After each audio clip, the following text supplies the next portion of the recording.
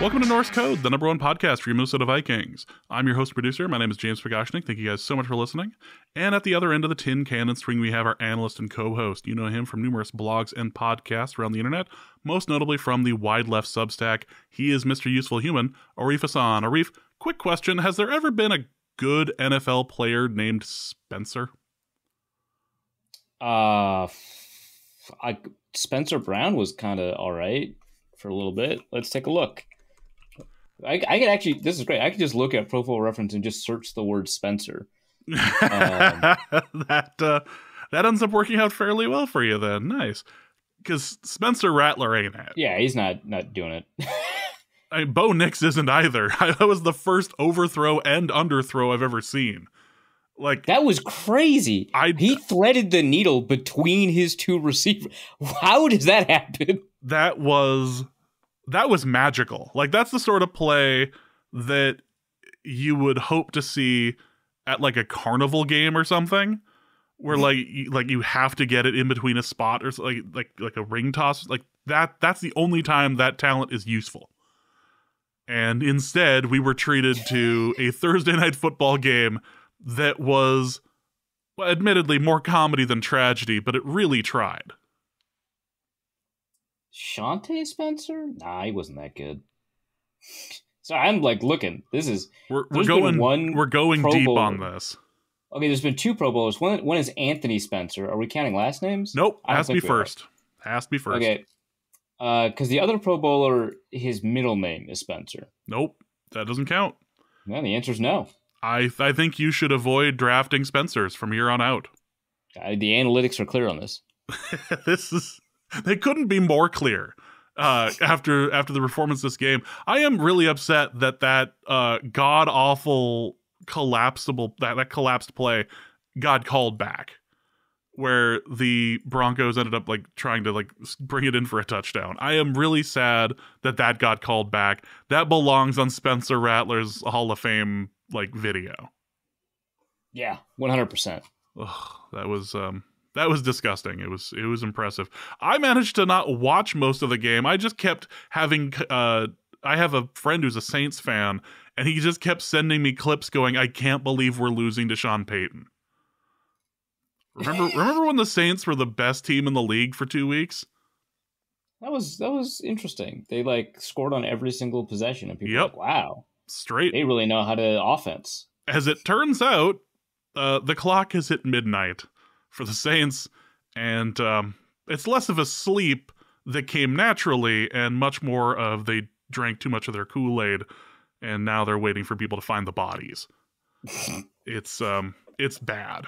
Their team is not good, and they just got embarrassed by a team without a quarterback in the Broncos. So that's fun.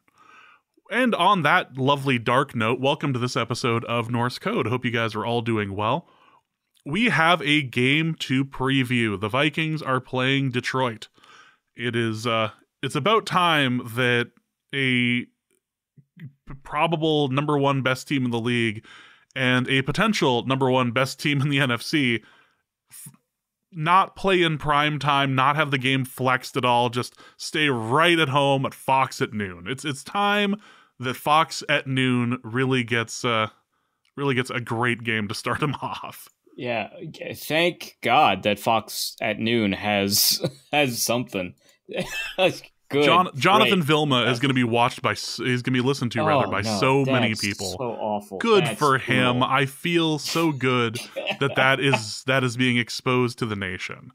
That is Can we just get Tom Brady in that spot instead? Like, yeah, why not? He can't complain about anything based on the new rules for him being an owner. So like, why not put him there? I would rather listen to Tom Brady go wow than anything else from Jonathan Vilma. Wow. Yeah, that actually would be better. So we've got that. We've got a mailbag. Again, thank you guys so much for listening. Let's start it off. If you enjoy the show and would like to help us out financially, there's a couple different things you could do. You could head over to patreon.com/norsecode, and for $3.50 a month, or a little less for the year subscription, you get access to the bonus material, which another episode will be dropping here shortly, and you get access to the Discord, all of that, over at patreon.com/norsecode. You can also go to paypal.me/norsecode as well if you'd like to give for a one-time donation, or you can go to norsecode.threadless.com and pick up any number of wonderful pieces of Norse Code merch, including t-shirts, baby onesies, which there were pictures of the baby onesies over in the Discord again. So they are... You made it sound like they leaked out into the Discord. Well, no, they are being posted by proud parents who are putting your face on the babies to keep the... Hold on. Before you get upset, they're trying to keep anonymity and also to make it imply that you have new employees. But come on.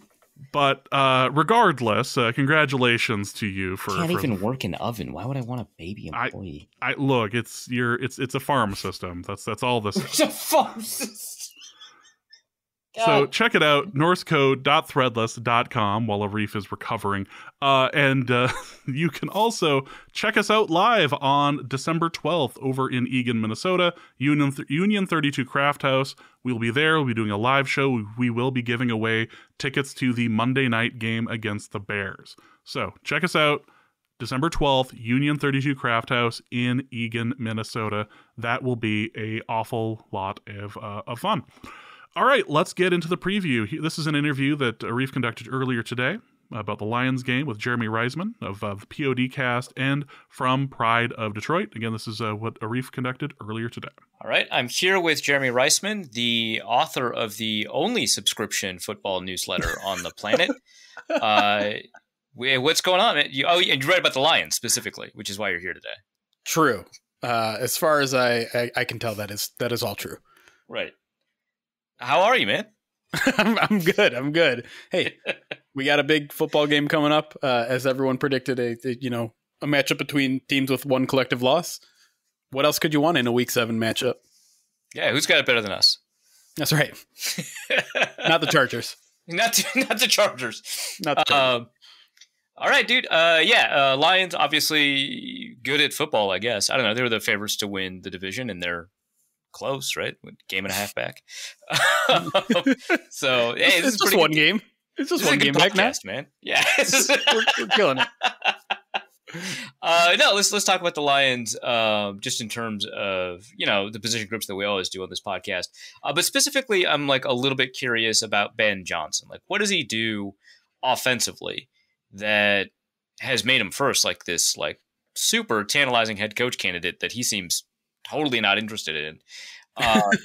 And second, that it has revived the career of Jared Goff and reestablished the importance of the running game in the NFL and all that other stuff. What does he do? Yeah, well, I think that second part is kind of the main part, right? Is there's this intense focus on the run game in Detroit. And I'm not saying that there's a revolution happening in the NFL because you can win so many different ways offensively in this league.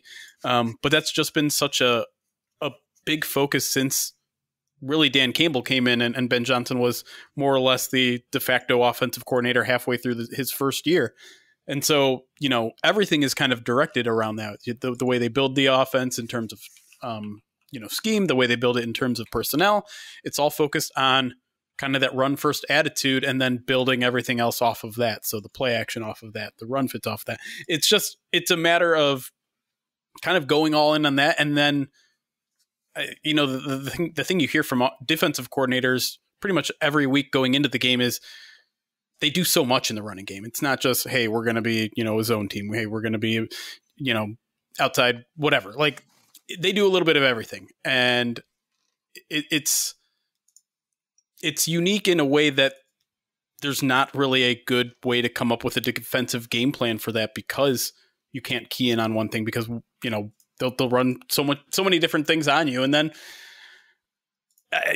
what Ben Johnson does specifically too, I think particularly well, especially with Jared Goff, is just involve him in the process. I think part of the reason his career has kind of had this resurgence in a way that we've kind of seen a lot of, discarded quarterbacks resurge is just play to his strength, right? Involve him in the process in a way that, I don't want to throw too much shade on Sean McVay because he's obviously a really good offensive mind and a really good coach, but it always felt like it was his offense and Goff was along for the ride.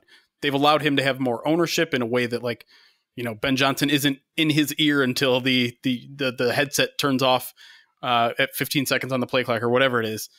He's involved intimately in the process. He's allowed his players to call, not call plays, but develop plays, things like that, and just make it a very collaborative process, which seems like a very novel thing to do, but you'd be surprised by how many coaches don't bother with that sort of thing.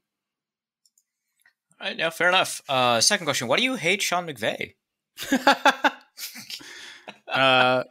Because he's getting Matthew Stafford killed right now. That's why. That's fair, actually. All right, so that brings us to, obviously, Jared Goff, who, we talk a lot about the Lions, and their focus on the run game, and yeah, that's all true. Obviously, they're clearly the most run-forward team that doesn't have a running quarterback in the NFL. Yeah. But, I mean, Goff has a number of passing attempts this year, passing attempts per game, tons of passing yardage, obviously. But is there, more being given to Goff in terms of responsibility this year than in previous years? Because I know that, heading into the year, I think that, the average projected for him from, fantasy and betting websites, 270 passing yards. Now, obviously, we're in a down passing environment globally, but not for Goff. It feels like he's doing a lot. Yeah, I don't know how much that is just, again, early sample sizes here. I think some of it's being thrown off by that Tampa Bay game where they decided, you know what, we're going to actually do the passing game trying to set up the run game, and he threw it 55 times in that game alone. And lo and behold, they lost that game. But it would also be a disservice to him to say that the passing game is completely secondary to the running game, because they obviously have a lot of passing weapons as well, right? And Jameson Williams has kind of changed what they want to do on offense to a point where, you kind of look back at that Cowboys game and he was almost a centerpiece to what they were doing there in terms of, teams are playing two deep shells on them. Okay, we're going to run the ball a bunch. Okay, you're going to bring one of those safeties in. That's when we hit with JMO over the top. And so it adds that extra element to, if teams are going to play 8 men in the box against a Lions offense that wants to run the ball, now they have a legitimate threat to go over the top. And it's not just Jameson Williams. Obviously, I think Tim Patrick, who's, a late addition, has started to come on. That they're always good for a trick play or two. And last week it was Sam Laporta catching a 52-yard pass. There's just so many options that they can do in the passing game now that, I do think it's maybe been as close to a 50-50 split as what they want to do on offense. But I think a lot of that still kind of stems off the running game, play action, and things like that. Why is he so good against the play? Actually, this is a better question. So right now, he's leads the league in yards per attempt against the blitz. I think according to PFF, 12.1 yards per attempt against the blitz. Now, number 2 is Sam Darnold, but that's at 10.5.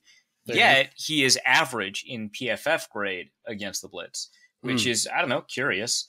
I don't know. That's interesting, right? Because I know a lot of people either parrot PFF or hate PFF, but I think there's something valuable here in this discrepancy. What do you think is the reason for this? Well, it's not that he's suddenly good against pressure, right? I think it's pretty well observed at this point that if you can actually get to Jared Goff, that's trouble. And of course that's trouble for everybody. Yeah, he's a coward. Yeah, of course. He's a little bit of a coward. Or he'll try to do this weird, spin move type thing that literally never works, but he tries it every time and it's adorable. But it's like Sam Darnold. Okay. Right. Yeah. Part of it is just they have a really good offensive line. They have running backs who can block. And so you send the blitz, he's still going to have a little bit of time.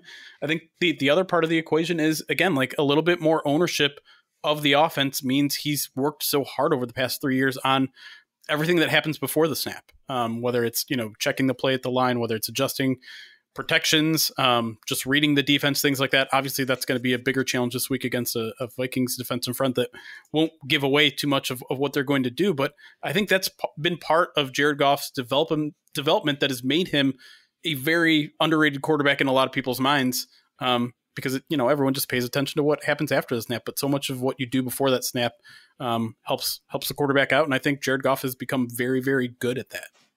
It's so interesting given, we already talked about the difference between like the McVay offense and the Johnson offense, but like right. His whole reputation with McVay was that he was just an extended Madden controller. Yeah. Like he didn't do any of it. So and the Lions have come out several times and said like, that's where we wanted to fix him. That's where we knew he had the most area to grow as a quarterback and improve as a quarterback. And I think it has paid dividends, really. Man, but he's like secretly bad, right? No, I'm not going on record and saying that, or off record, to be clear. Right? Yeah. We'll see after the show. Okay, so Jared Goff, pretty excellent against the blitz. He's taken much more ownership of the offense. A lot of that, of course, has to do with the cast he has around him. One thing that's like super interesting to me right now is that on these blitz plays, his pressure to sack ratio is like 9.5%. It leads the league. Yeah. I guess it doesn't lead the league. There's a couple with fewer, but it is outstandingly low on blitz plays, and it's still pretty low just on general pressure plays. He's not a particularly elusive guy. He had negative rushing yards in college for a reason. Is it just, getting rid of the ball quickly? Like what's going on here? Yeah, honestly, I think it can be that simple, especially when the pressure is actually on. Yeah, I think it's just a matter of getting rid of the ball safely and effectively, which I think had been a problem in his past and flares up every now and then, no doubt. But I think in general, he is, I think, gotten a lot better at just realizing when a play is lost, recognizing a loss is a loss, not trying to do anything crazy. It's just, it's something that's non-spectacular. It's not something that's going to light up the, Sports Center highlights or anything like that, but it's just, okay, a play's dead. I'm going to throw it at the receiver's feet. I'm going to throw it at the running back's feet. I'm going to throw it out of bounds. That is something he's definitely improved at. But obviously, it's more than that, right? It's knowing where your hot reads are. It's knowing where your release valves are. And he's, again, effective at that, taking what the defense is giving him and not forcing the ball downfield, not forcing it into tight windows necessarily, and just giving what the defense gives him. It's a boring answer, but I think it's right. So he's a coward, confirmed again. Sorry, I don't even dislike him. Like I've gotten over thinking Jared Goff is mediocre. I'm just like, he's good now, but it's just so fun to do this. Sure. I mean, I'm sure you guys have gotten it all year, right? Right. Yeah. It's like, but also with Sam Darnold, you're just like, I don't know.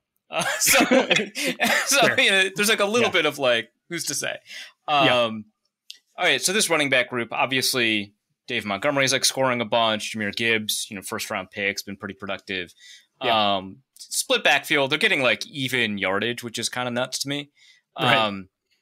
What is it like? What is it about these running backs that have, made them so valuable? I mean, they moved on from DeAndre Swift, right? They moved on from Jamal Williams. Yeah, that guy. Yeah. Who, I mean, like, I'm sure they liked, but like, they've made a decision about the running backs they want. They're two very different stylistic running backs. Tell me about them and the decisions that they made, and then also why they grabbed a safety to play running. That's not even like a joke. Like Trey Lance is a safety. That's like a joke. No, they just grabbed a safety to play running back. Yeah, I kind of want to start there because I think my answer is I don't know. These are weird. Because Brad Holmes is just a weird dude that sometimes will do something that absolutely looks crazy on paper, and sometimes it is. A lot of times it turns out not to be. Sione Vaki's had like 2 or 3 touches all season. I can't tell you that he's actually going to be good as a safety, but basically, he was at Utah. I think Utah. Yeah, I think I'm pretty sure it's Utah. One of those old Pac-12 teams that are now maybe Big Ten teams. I'm not sure. And, he played a little bit of running back in his senior year because there was a bunch of injuries, and Brad Holmes was like, whoa, he looks pretty good and he doesn't even know the position. Let's teach him the position and see what happens. And so I don't know when he's ever going to see the field because they just extended David Montgomery a couple of years, and Jahmyr Gibbs still has 2 years on his rookie deal, and I don't think they're going to let him go, but hey, you do you, Brad Holmes. But yeah, in terms of Montgomery and Gibbs, who are now, if you are unaware, are calling themselves Sonic and Knuckles, which I think is adorable. And oh my God. I can hear you rolling your eyes. Is. No, it is likable. That's the problem. Oh, okay. I am also rolling my eyes, but it's like, why is it that they're all excited children over there? Like, that is baffling to me. Because the head coach is also a very big excited child. Also true. That's fair. But yeah, Montgomery he's one of the hardest guys to tackle. I think you think of, like, I don't know, these big bruising backs, and for some reason he's never really been part of the conversation. I think that's just because he was in Chicago most of his career and they couldn't run block worth crap. But now he obviously has a really good offensive line, and it's like 4 yards before he sees contact at all, and then he's adding another 3 or 4 on top of that. And so with a guy like Jamal Williams, he didn't quite have that. Like, he was taking 3-4 yard runs and getting 3-4 yards out of it. Dave Montgomery's taking 3-4 yard runs and turning them into 10+ yard runs. And again, like, all the Dan Campbellisms that you want to throw is embodied by David Montgomery, the grittiness, the physicality, the willing to do anything, because the one thing that they didn't do much with him last year was throw him the football. And that's something he's actually pretty capable of doing. And they've leaned a little bit more into it this year because they're really convinced that these two backs are interchangeable in any situation. And obviously their skill sets are kind of wild. It is a little wild, right? Because a couple weeks ago, it was Jahmyr Gibbs with 2 goal line rushing touchdowns and David Montgomery with a receiving touchdown in a game. And they're totally fine doing that. They'll throw anybody out there when it's a goal line situation. Now, it's mostly going to be David Montgomery because of everything I just said, but Gibbs is a guy who's also a very physical runner, even if he doesn't have the physical stature, the 224 pounds that David Montgomery has. And surprisingly, they really still have not untapped the receiving potential of Jahmyr Gibbs. And that was like everything that they were saying out of the draft is like, well, we don't really think we're drafting a running back in the first round, so all you analytical nerds can chill out. He's a positionless player. He's gonna now that way. I'm with you on the rolling your eyes of that. I'm making the jerk off motion right now. But for whatever reason, they haven't been able to tap into that, and I don't know if Gibbs is that's just so weird. That's crazy. Yeah. Who could have imagined? Sorry. Now, to be fair, like, they were really talking up, like, lining him outside a lot more this season, and then he got injured in training camp. They're like, well, there goes that plan. And they've basically been like, all right, you just be a fast running back now. And that's what he is. But he does run between the tackles too. So I think that's where he that's where he was different from DeAndre Swift, who just refuses to run between the tackles. Listen, he's playing well now, but there's a reason why it was a 1-year stint in Philly. I think Gibbs is very much an upgrade, and I think it's not even a question of whether David Montgomery was an upgrade over Jamal Williams. Now, is it worth it to pay what they did for both guys upgrading from those other two? That's a debate that can be had, but the results are currently speaking for themselves. Running backs, man. I can talk more if you want. I know you love them. I mean, abstractly, I do. It's, once we start talking about, like, football, I don't know. All right, so at tight end, we've got Luke Braun calls him Sam LaFrada. Look, I can explain it if you want. We can go into it. God. You got Brock Wright, and then you've got, like, Parker Hesse's like a fullback-ish kind of. I don't know. I really liked him in Atlanta. They made him do a bunch of different weird stuff. Yeah, and he was really good at it. Is that what he's doing? He's mostly he's mostly fullback. He's mostly just your goal line fullback. That's about it. Okay. So Sam LaFrada, what's his deal? So his production this year has been depressed from, I think, what a lot of people expected, and then his giant play comes on a trick play. That seems pretty fraudulent, right? Sustainable. Yeah, right. Yeah. I mean, listen, I think expecting him to top what he did last year was always going to be a little bit of a pipe dream. But it's I think the matter of fact is just his the targets aren't coming his way. He's got 15 targets so far this year. Tim Patrick, as I mentioned, is kind of a late addition. Already has 10, and he's played in one fewer game. That sounds like really fraud. I don't know, man. Not even getting open? That's tough. No, that's okay, tough wait. seeds. That's no, hold on. It is kind of fascinating though. And I kind of think those targets are going to Jameson Williams, as crazy as it sounds. I think, as I was kind of saying on our podcast, I just feel like he's become more part of what they do offensively. Or did I say on this podcast? They're already bleeding together and we're 5 minutes into this thing.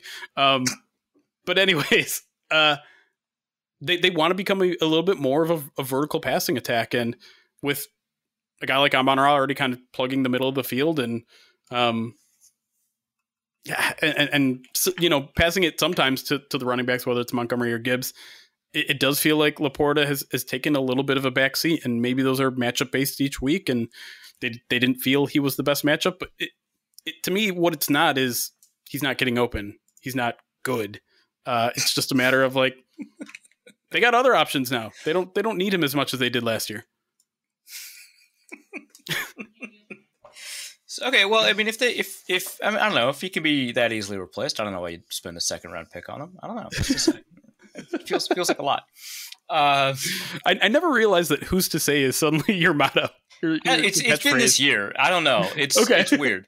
It certainly was not a feature of my linguistic portfolio until this year. I guess a lot of ambiguity this year. This would be a good place for me to say "who's to say." Absolutely. All right, let's talk about this receiver core. You've got, as I mentioned on your podcast, top 500 receiver, Amon-Ra St. Brown. His numbers are down too. You want to call him a fraud? I mean, I think you just did. Yeah. Well, I just wanted a throwback to all of the arguments about him being a top 15 receiver. Sure. That was fun. fun. He got all pro last season. That's interesting. Well, I don't trust, the all pro voting. You know that. Take that, Associated Press. Well, what? Ever since John Krasinski left them for the Athletic, they've been Sam Lafrada, right? I don't. Okay, I just realized now that Allen Robinson is on this team. Is that the same Allen Robinson? That's the one and only. I mean, the lines were Penn State's very own Allen Robinson. That's right. That's crazy. The Lions were pretty down bad at the end of training camp in terms of their receiving core because they were really looking for that X type of receiver to fill Josh Reynolds' role, and they didn't find anybody. They tried. And therefore, and therefore they're like, okay, let's just scour the waiver wire, all the roster cuts, and they got Tim Patrick and Allen Robinson, and it's just been Tim Patrick's job since. I mean, I like Tim Patrick a lot. That makes sense. Yeah.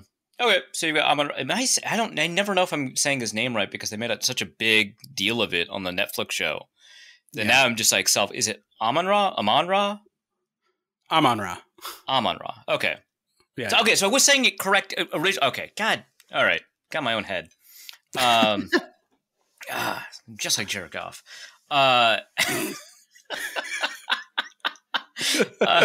So what is it that Amon-Ra St. Brown does so spectacularly well? Because at first he was generating a lot of yards after the catch. It's one of the arguments that was a case against Jared Goff is that he was producing a lot on short depth of target throws. Now it seems like that's not the case. It seems like he is operating as a more complete receiver. In my brain, he's not a deep threat, but I could be wrong about that. Maybe he's gotten a bunch of deep throws that I haven't, cataloged. What is his profile as a receiver? I wouldn't say it's that. I don't think he's a deep receiver as much as I think he wants to be, and maybe sometimes the lines are saying, oh, maybe we're going to get more involved in the deep game. It's not really the case. I think it's the short and intermediate stuff over the middle of the field that he's just become so crisp in his route running. His understanding of soft spots in the zone is excellent, and he's got elite hands, and so I think it's nothing sexy, it's nothing spectacular, which is maybe why some people don't think he's a top 10 receiver. But it's all... Wow, okay, all right. Are we doing this again? Are we just gonna do this every time? I'm always game, man. Don't start naming them off. I'm not doing it. No. I got BFF up right now. No. I'm not going to let you do this. No, I again, like it's, and you know, as I revealed to you on our podcast, there are some certain Pittsburgh Steelers receivers who think Amon-Ra is a, as he put it, slot merchant. And listen, like, there is a little bit, like, at least a kernel of truth to that, right? Everything that the Lions like to do in the passing game, a lot of it is over the middle of the field that fit right into his skill set. And I don't think that's condemnation of anybody. Line anybody up out wide. It's like the last guy that lined up out wide was an offensive tackle. Like, this is.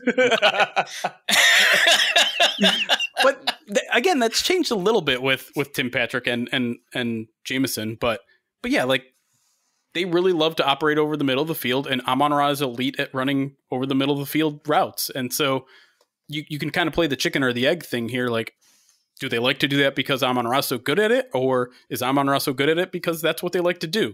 Either way, it's working. It might not be the numbers that it was last year, but it's not that far behind. And so I wouldn't necessarily say that he's become a more complete receiver necessarily. I think he's still kind of just doing a lot of what he's done over the first 3 years of his career until someone is capable of stopping him. And so far, there really hasn't been. Cool. JMO, was he always good and just hurt, or has he become good? Or, hey, is this all an illusion? Is he actually also secretly bad, like Jared Goff? I definitely don't think he's always been good. Okay. He's always been talented, obviously, because he's got crazy speed. But I think it took a lot of refinement. And obviously missing all of his rookie season, not all of his rookie season, but most of his rookie season, then missing most of his second year's training camp, and then the first 4 games because of gambling suspension. It was not coming together. And when he came out of that gambling suspension, it still looked pretty rough. Do we know what he was betting on? Like who? I think someone speculated, maybe reported that it was a college football game. He's definitely really into the college football scene based on everything he talks about. And why wouldn't you be if you were at Alabama during the all good memories time? And so I think with him, it was just, it's such a detail-oriented offense where you can't make one step in the wrong direction, or Jared Goff is going to throw a pass that looks like he overthrew you by 10 feet, but it was actually your fault. And so a lot of those details just weren't there with Jameson Williams because, in college, he's just like, I'm just going to run fast. That's how I'm going to win. And that's not how the Lions really operate. And, there's obviously chemistry stuff that you have to figure out. Jared Goff has probably never thrown to a receiver that fast. So that took a while to get going. And then building out his route tree because, now it's not just 9 routes. He is running some intermediate stuff. He is running some stuff over the middle. And he's seeing more success with that sort of stuff now. It really started to come on late in the season last year. He had a really good NFC Championship game where he scored 2 touchdowns. But there hadn't been enough of a sample size with it, and there'd been enough inconsistencies last year where I think a lot of people went into training camp, very much including myself, saying this could go in either direction. Like, he could just be this inconsistent guy where it's never going to click and you're always going to get frustrated by him, or he could come out and actually look like an NFL receiver. And I'm not going to say it's been perfect with Jameson Williams, but it's been way better than I expected so far, in that they're kind of making him a feature, a centerpiece of what they do offensively in the passing game. And so I'm not saying he's necessarily now lived up to the 12th overall pick and the trade that it took to acquire him, but he's getting there in a way that I wasn't sure I'd see in year 3 of his career. So you mentioned that the offensive line is one of the reasons that Goff has been pretty successful against the blitz. Obviously, one of the top, if not the top offensive line in the NFL, spearheaded, of course, by rookie 4th-round draft pick Giovanni Manu. No, I am going to ask about it, but sure. But yeah, I mean, Frank Ragnow, Minnesota native, Taylor Decker, Graham Glasgow, Kim Zeitler. That's like a free agent, right? It's like the only free agent on this group, right? And then Penei Sewell, the subject of the everyone was right debate between Jamar Chase and Penei Sewell for the Bengals. Right. Can you describe kind of the strengths, weaknesses of this offensive line, how people have been attacking them, whether or not that's been working, that kind of stuff?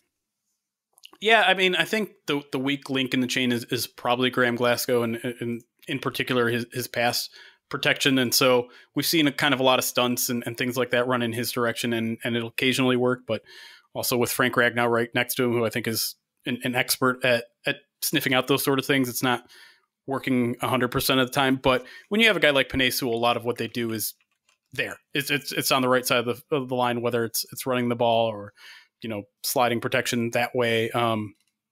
He is such a centerpiece to what they do in the running game. But that, again, like, that's their identity, right? Is the running game. Zeitler, to me, is much more of a good run blocker than a pass protector. That's what they prefer with their interior guys. So I think if there is an area to attack in terms of pass rush, it's right there up the middle, which I understand the Vikings like to do a little bit here and there. So that could be that could be an area where they exploit at least a little bit. But again, Ragnow is very good at diagnosing those sort of things. So in general, have the right guys in the right place. It's just a matter of whether they can do what they do. But yeah, they're just so physical when it comes to the running game, and fast too. Like they like getting their guys out in space as well. So they do so much in the running game. They're still pretty darn good at pass protection, but if we're talking relatively speaking, that is their weakness, so to speak. And then they don't mind throwing Dan Skipper, jumbo package guy there, anywhere on the field. They could start the game with him every play on the very first drive. They've done something like that before. And then, a lot of 12 personnel, put as many tight ends out there as you possibly can. I meant 21. I don't know why I said 12. Either way, they like a lot of beef on the line. That's the simple way to put it. I was led to believe, and you can confirm if this is the case, that it's become like a meme of like swiping your jersey when Dan Skipper comes on and everyone just starts doing it. Is that really true? Yeah. Yeah. I mean, okay, I know why. We don't have to talk about why that. I just wanted to is that become like an identity thing? It has, and I'm totally out on it. I'm hoping I'm hoping beating the Cowboys last week is like the done with the Dan Skipper infatuation, to be quite honest. Like every time he reports as eligible at home, the crowd goes wild while the offense is approaching the line when they need it to be quiet. And I'm just like, okay, we get it. Like, we've shown Dan Skipper, hey, sorry about what happened. We love you. Like, okay, let's move on. I'm over it. I think it's dumb. All right. So Giovanni Manu, what's the deal? Listen, this is why I actually wrote an article that was pretty critical of Brad Holmes after this draft, is because not only did they take the crazy swing on Sione Vaki, they're taking a significantly crazy swing on Giovanni Manu out of British Columbia. Is Manu, is that how you pronounce it? I think so, yeah. Oh, it sounds like manure. That's not good. He should change that. Right. And I mean, listen, they're hoping they're getting a Jordan Mailata type of situation, and maybe they will. But to me, it's a puzzling move because he's become like this weight, this anchor on the 53-man roster that they can't cut him, but they have so many injuries and they want this open spot. And listen, he was bad in training camp. He was terrible. And they expected him to be terrible. Right. They have a pretty good offensive line coach, and I think they're hopeful that he can turn him around, but he's not going to play until 2026 at the earliest, maybe 2027. And so you traded a future third round pick to get him. I don't love it. I don't love it. Listen, if he's a starting right or left tackle, then I'm going to look like an idiot in 4 years. Good luck. Good luck digging up this receipt for that. Right. That's just excellent economics. That's like good discounting on current dollars for future dollars. I like that. That's right. Great take economics from Reisman here. So my understanding is that sorry, I'm still on this because consensus board stuff, right? Sure. My understanding is that most Canadian college football teams play by something more analogous to CFL rules. I think it's called UVerse or something weird like that. Yeah, I forgot what it was called, but yeah, something like that. Unless it's like Simon Fraser or something like that, and they play in the NCAA somehow. Which actually, that was a bad example. I think they ended their football program. But Yeah, okay, so like he's playing with like defensive linemen are like 3 yards away from, or yeah, like 3 yards away from when they set up, and they're like 210 pounds. Okay, Yeah, cool. they were just they were enamored by the physical features. He's With the Lions? No. Giovanni Manu was the Lions were really excited about Manu's physical stature, right? Yeah, that was the joke. Like, oh, the Lions were the Lions. Sorry, it's late. This is a lot of podcasting in a row. Not late. Yes. It's like 6:30 here. No, it's dark out. It's late. That's the way my brain works. Yeah. Anyways, he's tall. He's very athletic. They hope they can mold that into something, but it's not going to happen for 2-3 years down the road. Cool. Let's talk about the defense. Who is rushing the passer? I don't know. Great. Okay. No. Okay, wait, no. Actually, before you actually answer that question, one of the characterizations I gave of the Lions' defense, I think on Monday, was that they're somewhat unique. This is kind of similar to like Seattle in 2011 before they like really popped off. Was that they really they set up for one pass rusher, and one of the defensive ends plays kind of like the Red Bryant role, which is not really a pass rusher. It's like 3 run stuffers and a pass rusher, but like I don't get it. Because Aiden Hutchinson got a lot of one-on-ones. And when you've got one guy rushing how? Obviously not as relevant now. We'll see. I don't know. We'll talk about that in a second. But like how? I'm not sure how they were able to get those isolated looks for him, but I think he led the league in pressures by like a mile, and no one was like, maybe we should put another guy on him. I feel like the first half of all of those games are like, nah, we'll be okay. And the crazy thing is he was facing backup tackles every single week. He's a fraud. Fraud and Hutchinson. All right, let's go. No. But it would take until the second half of these guys be like, oh, right, we can use a tight end or a running back to chip this guy. And sometimes that would work and sometimes it wouldn't. But it does feel like through the first month of the season, the plan was, all right, everyone else, bull rush. Let's just collapse that pocket, and then Aiden, you do whatever the hell you want on that side. You can do your crazy spinners. You can do whatever you want. Just go get the guy. Everyone else is going to make sure this guy isn't able to funnel out in any other direction. We're going to funnel it all to you. You go make the play, and it really worked. It really worked, and that's kind of always been their philosophy with their pass rushers. Like they don't like these bendy guys in general who are going to run past the quarterback. They really stress keeping discipline in your rushing lanes, particularly because there have been so many rushing quarterbacks that they've faced in the first month of the season. And that's not going to change. I think they're just going to maul the guys in front of them and try to blow them back into the quarterback. The problem is like, okay, but who's actually going to get free and tackle the guy? And I don't have a good answer for you right now. I think a lot of it, they're going to have to manipulate pressure, right? They're going to have to do what the Vikings do a lot, and that's send a lot of blitzes. I thought it was really interesting last week against Mike Zimmer. They had several double A gap blitzes in almost I don't know. Everything they did felt like they were mocking the Cowboys last week, and I felt like that may have been part of it too. Where it's like Mike Zimmer wasn't even there last year. Why are you mocking what he does? Mike Zimmer's been like pretty decent against the Lions. That's kind of a lot, right? But like this is a team that ranks in I think the top 6 in pressure rate or blitz rate. So I think that's where they're going to try to generate their most blitz numbers mean nothing to me. I know mere mortal numbers for a Viking, but they like their linebacking crew and involving them in the pass rush. They'll occasionally do a safety or cornerback blitz. Brian Branch is a guy that they get involved in it every now and then. So I think it's going to be like by committee. Aleem McNeil is probably the only guy that can truly win one-on-ones. Yeah. They just handed him a huge extension. So yeah, how do you feel about that super early extension, by the way? Like, what do you feel about that? Well, here's the thing. Early is subjective, right? Like, I kind of wish they had done it before all the big defensive tackle contracts this past offseason. That's a good point. That's early to me. Yeah. Fair enough. Yeah. Okay, so what was it? 2 years ago, James Houston was having like an insane statistical season. Yeah. I want to be very clear about that. It's just it sounded like the last time I talked to some Lions guys, I don't know if it was you or someone else. It sounded like he was on the bubble. Like he might get cut. Yeah. Yep. What? Yeah. It's still very like he was inactive last week. And I mean, the crazy thing is the way the season has played out, every single person above him on the depth chart has gotten injured for the season. Like every single opportunity for him to go out there and now be a part of the defense and be their pass rushing threat.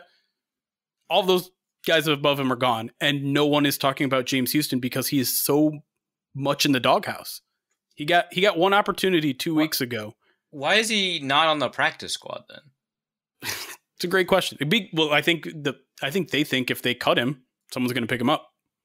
Because of what? Because of what happened 2 years ago, getting 6 sacks in 6 games or something. I don't remember anymore. Yeah, exactly. I honestly yes. I mean, he has some of those. He's athletically a freak. Like he can bend the edge and do some crazy stuff. But like I said at the top, that's not what they want out of their pass rushers. Why is he on the team then? Great question. I don't know. I think part of it is they don't want to see him go somewhere else and succeed. That seems petty and maybe not the way that they operate, but it might not be pettiness. It could just be I don't know about sunk cost, but you know what I mean? Seller's remorse, I suppose. Maybe. I mean, there's a chance that he takes a step up here. I really don't know what direction they're going to do. They're going to go without Aiden Hutchinson. They could maybe change their philosophy in their pass rush a little bit. Aaron Glenn has had to deal with a lot of defensive losses in terms of injury over his first 3 years, and he's not afraid to change some philosophies and play, like every defensive coach ever, really any NFL coach ever. He says he develops a scheme to fit the players. Right, they all do, yeah. Yeah. But it does feel like there has been a little bit of truth to that, particularly when it comes to middle of the season adjustments. And so could that mean more James Houston? I mean, maybe, but I seriously doubt it. They just, for whatever reason, that guy seems to be in the doghouse. And I think it's just that, he's a pure pass rusher, not a run defender, not an edge setter, not a guy that's going to stay true to his rushing lanes. And that's just kind of unacceptable for what the Lions do. And so he's just been kind of another one of these guys that's just like a leech on the 53-man roster. That's leech. Him and Giovanni Manu. I'm sorry, I didn't like the Manu pick. I'm sorry. Wow. Lions hater, Jeremy Reisman. That's right. Okay, so I noticed that DJ Reader was not on the injury report. This sounds kind of magical. What's going on? How is he healthy? I mean, he missed the first 2 games of the season, I think, or maybe just the first one, and then was limited in the second. But yeah, I mean, he's already gone through the exact same injury on his left leg, and was a torn quad, I think. Yeah. So I guess he gained a little bit of knowledge in terms of what it took to rehab from that, and he's pretty much back to his old self. I'm not going to say he's as effective as he was. That's really good. Maybe not. Maybe that good. But he's doing what he does, which is exactly what the Lions want, which is plug the middle of the field, run defense. And he's had kind of his fair share of pressures too. I think his PFF pass rush grade is in the mid 70s, which is pretty darn good for nose tackle. And for his history of playing. Yeah. Okay. Yeah, all that stuff. So again, I think they're pretty strong up the middle. That defense. They did lose their other nose tackle, Kyle Pecco. Make all the jokes you want. He tore his pec. It's a little low hanging fruit, but if you want to go for it, go for it. I would never make jokes on this podcast. Never. So the Lions are going to have to elevate someone from the practice squad. It's probably going to be Chris Smith, and he's probably going to play 10 snaps, and you're probably not going to notice them. So I'm just filling time at this point talking about him. No, that's fine.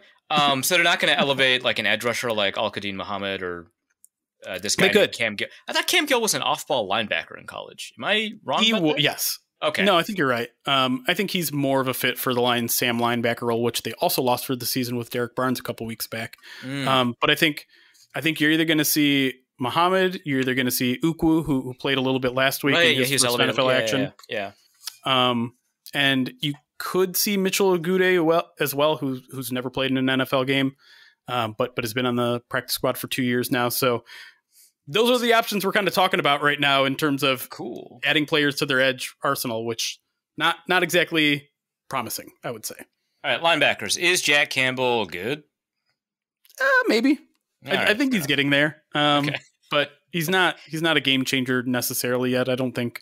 He seems like he's a guy that is, his highlights are great. Right? That's kind of where we're at. Yeah. Like, I think he's a B- at everything right now, which is, again, not that exciting to talk about, but the athleticism I did want to get a sense of him because it feels like people were pretty disappointed with his overall production last year. Right. Felt like at the beginning of this year, people were like, hey, maybe he's turning around. And then I didn't hear anything about him. So it was good to get like, okay. It's incrementally going in the right direction, but I don't think it's where it needs to be yet. And then you've got fan favorite, maybe Malcolm Rodriguez, and super fan favorite that everybody loves, Alex Anzalone. People are wearing like Anzalone wigs, right? Like that's a thing. I mean, I like him a lot. I mean, he was killer at Florida. Got injured a ton there. Got injured a ton with the Saints. Got injured a couple of times with the Lions too, right? Yeah. Like, But man, he was so good at Florida, dude. He was so good. I think he's playing his best football right now. I really do. Yeah. Okay. He's definitely kind of. He's not officially the green dot guy. I think that now belongs to Jack Campbell, but he does so like he is so much better in coverage than I thought he was. He has 3 pass breakups? No, he has 3 pass breakups, but it feels like a lot more than that. But he's kind of that do-all guy where there was really serious talk about him potentially making a Pro Bowl, all-pro type of run this season now. Probably doesn't work with the Pro Bowl because of the whole linebacker, outside linebacker nonsense that happens with voting, and people still haven't figured that one out. But he really is kind of the heart of the middle of that defense, and he plays the weak side, but they mix around their linebackers so much, and they might do it again now with the Aiden Hutchinson stuff, and they're still trying to figure out what they want to do without Derek Barnes in the lineup. That they use him. They use Jalen Reeves. Because Derek Barnes was like an edge rusher in college. It's like linebacker. Yeah, and he was playing like he was doing so much for this defense too through the first 3 weeks, where he was the Sam linebacker. He was rushing the passer. He was dropping into coverage. He was really good at setting the edge at a defensive end type position. And so they're kind of flailing there too in terms of, okay, who do we have that can do all those things? And Anzalone is one of the answers there, but they really mix their guys up a lot because they really are like 5 or 6 guys deep at that linebacker position, and they're comfortable playing all of them. Okay, I just noticed Ben Neiman's on the roster. How many Iowa dudes are on this effing team? What in the world? I mean, if they could just honestly... Parker Hesse's an Iowa guy too. Absolutely. Jesus. Yeah. I mean, I guess that tracks, like, just in terms of course it tracks, right? We're Iowa with an offense. Like, I mean, that's 100% what you're not that good. Like, come on. The Lions are great, but you're not that good. All right, defensively, that's true. I guess that's the goal of what they are. Right, yeah, okay, yeah, that's the philosophy. Carlton Davis did not practice today again, so I don't know what his availability is. Is this like a Kindle Vildor game, or like what's the plan? It's a really weird situation because if you watched what happened to Carlton Davis, he laid on this hit, his helmet came off, and he got kicked by his own teammate, and everyone was like, "Oh, he has a concussion." He went into concussion protocol, and everyone was like, "Oh yeah." People were like tweeting, like, "Man, if the independent neurologist or whoever doesn't pull him out of the game, then the whole thing is a joke." Like, I remember that. Right. I didn't see it, but I remember people tweeting about it. But they did pull him out of the game. He passed concussion protocol, so he theoretically could have came back in the game, and that's what they told reporters after the game. And then, Dan Campbell's like, "Oh yeah, Carlton's good. Like, he's not going to be out there on Wednesday, but we think he's going to play this week." Wait, he's listed with a quad injury. It has nothing to do with his... You ruined my twist. Sorry, I just... Yeah. Yeah, he just showed up with a quad injury, and then you're just like, okay, well, what's that about? And we'll obviously know more. We're recording this Thursday night. We'll know more on Friday morning, and Dan's usually very clear about where people's status are. He'll probably give us like, yeah, we'll he's going to be out there practicing on Friday, and we'll know more after practice. Like, that's probably what he's going to say tomorrow. If I had to guess, I think he still probably plays, but if it's not, yeah, it probably is a Kindle Vildor game. And obviously Terrion Arnold game. There's a small chance that maybe they play Ennis Rakestraw. But to me, playing 2 rookie corners against this Vikings offense seems like a very poor idea. And I know there are a lot of thoughts in the NFC North about a guy like Kindle Vildor, but I think he fits what they like to do with their cornerbacks, which is just be very physical at the line, be very physical in general, which is why they also have like 15 pass interference and defensive holding penalties. But he fits the bill, and I think he would be the first guy up if Carlton doesn't go this week. What's the level of penalties in the secondary? It's just that they play very tight. They play a lot of man coverage. They play a lot of press physical coverage. And Aaron Glenn was asked about this. He's like, yeah, but also look at all those pass deflections. Yeah. That's honestly his entire argument is like, well, we have to be close to the guy to get our hands on the ball. And so a lot of times it's going to result in a penalty, but we also, I think there's a tough argument. I don't know if I buy that. I don't know. Joseph, dirtiest player in the league, right? Like, awful human being. Yeah. You agree? Thanks. No, absolutely not. He's one of the more entertaining players on the team, and it's sad that Vikings fans hate him. I understand why they do, but I mean, show me how to play defense. Right. It seems super obvious that it wasn't intentional. Like I didn't. Right. Yeah. It was just like, I mean, like you said, I understand, but it's just like the fact, because it was him twice, like 2 games in a row, right, where he laid a hit that injured a guy, and so like that's like that you just carry that with you now. Yep. But I mean, it just seems earned, like but it's not malicious, right? Right. Yeah. But yeah, tell me about Brian Branch. Before or at the end of the podcast we were just recording, I mentioned to you, I was like showing with the S2 guys at the Combine, and I was like shooting them some questions, and they talked about how much they loved Brian Branch and how the Lions were using him. At the time, Brian Branch was a nickel corner. He was playing pretty close to the line of scrimmage. And then I asked like about his versatility to Alabama, and they were like, well, I don't know that that's a huge asset for him. And I'm like, oh, that's interesting, because you talked about how much you love him, and everybody who talks about how much they love him talks about his versatility. And they mentioned that they didn't really like him away from the line of scrimmage because they're S2 guys, they're testing, right? Their testing suggested that though he's really great at a lot of things cognitively and all that, multiple object tracking, which is really critical for like a center field safety, wasn't really one of them. And so they didn't want to move him away from the ball. Well, the Lions moved him away from the ball, and he's doing okay, man. Better than okay. Yeah. He's doing all right.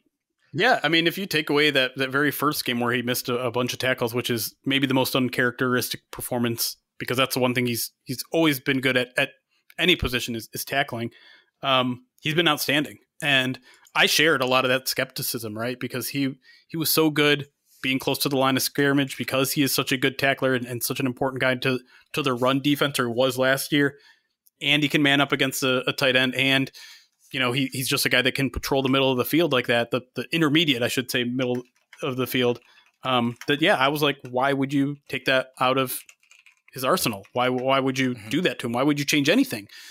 And the kind of company line that they kept saying was like, well, when he's back there at safety and he's got the instincts that he does, he's going to be able to intercept the ball a lot more. He's going to be able to make more plays. He's going to be able to read the quarterback and all that sort of things. And it felt like a company line. It felt like okay, well, we'll see, but that doesn't sound right. It has been right. But at the same time, like, they aren't really taking all of those nickel duties away from him. He's playing close to the line of scrimmage a lot because they have Kirby Joseph, who very much is a, center fielder, ball hawking safety. So that we can say he's also a knee biter, right? Like, that's yes, you can also say that. But no, are we done? Well, it's just you took on some knees. I just felt like, Oh, is that what you meant? Yeah. Oh, was there another knee biting reference that has grown tired with you?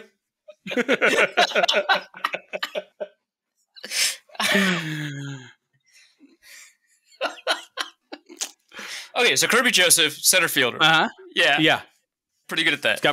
He's got 4 interceptions. I think all of them have come literally in the end zone. There's a crazy stat that came out this week that quarterbacks throwing into the end zone are something like 1 of 16 against the Lions this year, with 3 interceptions and 1 touchdown. Oh, that's 4 interceptions. And 1 that's touchdown. screwed up. I'm gonna fix that. A couple years ago, I ranted about how good Jack Fox is, and you were not as enthused as I was. Is it good? Mm-hmm. I liked him best last week when he didn't punt once. God, you hate talking about punting. This sucks. Here's the thing. Like, he is a good punter, but I think one of the things that frustrates me most about punting is that there is literally no good punting stat. Like, people like to think that net is a good stat to use for a punter, but that depends on where you're kicking from. That depends on how good your coverage teams are. Depends on how good the opposing punt returner is. There's no good punting stat, so I can just tell you that he's good, but I can't show it to you. It's a difficult one to discuss. I get it. Yeah. There's one good punting stat. It's just not holistic. Hang time. What's that? It doesn't give you a complete story at all, but hang time is a good stat. You don't think it's a good stat? And no, I actually think you're right, but literally nobody uses it. Like, you can't. That's a good point. Yeah. You'd have to that's subscribe fair. to some $1,000 a year website to tell you what the hang time of everybody is. It's pretty rough. It's kind of an expensive way to get hang time, I guess. But I mean, you're talking about cowardly Jared Goff. I mean, right? Yeah. What's more cowardly than a punter? It's interesting that coward Jared Goff plays for the most aggressive team in the league. I haven't put that together yet. I'll figure it out. Yeah. All right, cool. So what, the Lions are the Lions still favored? I don't know. The line moved around so I don't much. think. Let's take a look. Last I've looked, I thought it's been Vikings all week by like 1.5, 2.5. I saw the Lions 2.5 somewhere. Maybe that was preseason. Really? Yeah, that might have been before the season started. So yeah. Let's take a look. Also, the site that like pops up first on Google gives me the beginning of the season odds, so I have to like quickly. Google, the Google line is so trash. It's so bad now, and it's the worst. And like there's like studies, like statistically, it's like we know it's worse. Awful. All right, so pretty uniformly now, Vikings favored by 1.5. So the Lions are going to get crushed. Obviously, is what this means. What's your score prediction? You can make me do that already? Like right off? I mean, I don't know. What do you mean already? We talked for like 2.5 hours. Oh, you know what? It's felt like 5 minutes. So fun with you, man. I don't know. I felt like I had a pretty good handle of what was going to happen last week. I thought it was a really good matchup for the Lions against the Cowboys. I just don't know about this one at all. I don't have a good sense of who the Vikings are. I have a pretty good sense of who the Lions are, but they also just lost their third best player on the team. So I don't know what the defense is going to look like this week. Who are 1 and 2? Penei Sewell and Amon-Ra St. Brown. I would take Aiden Hutchinson over Amon-Ra. Come on. What about Frank Ragnow then? We're doing the list again. Oh, shoot. I would also take Frank Ragnow over Amon-Ra. No, I meant over.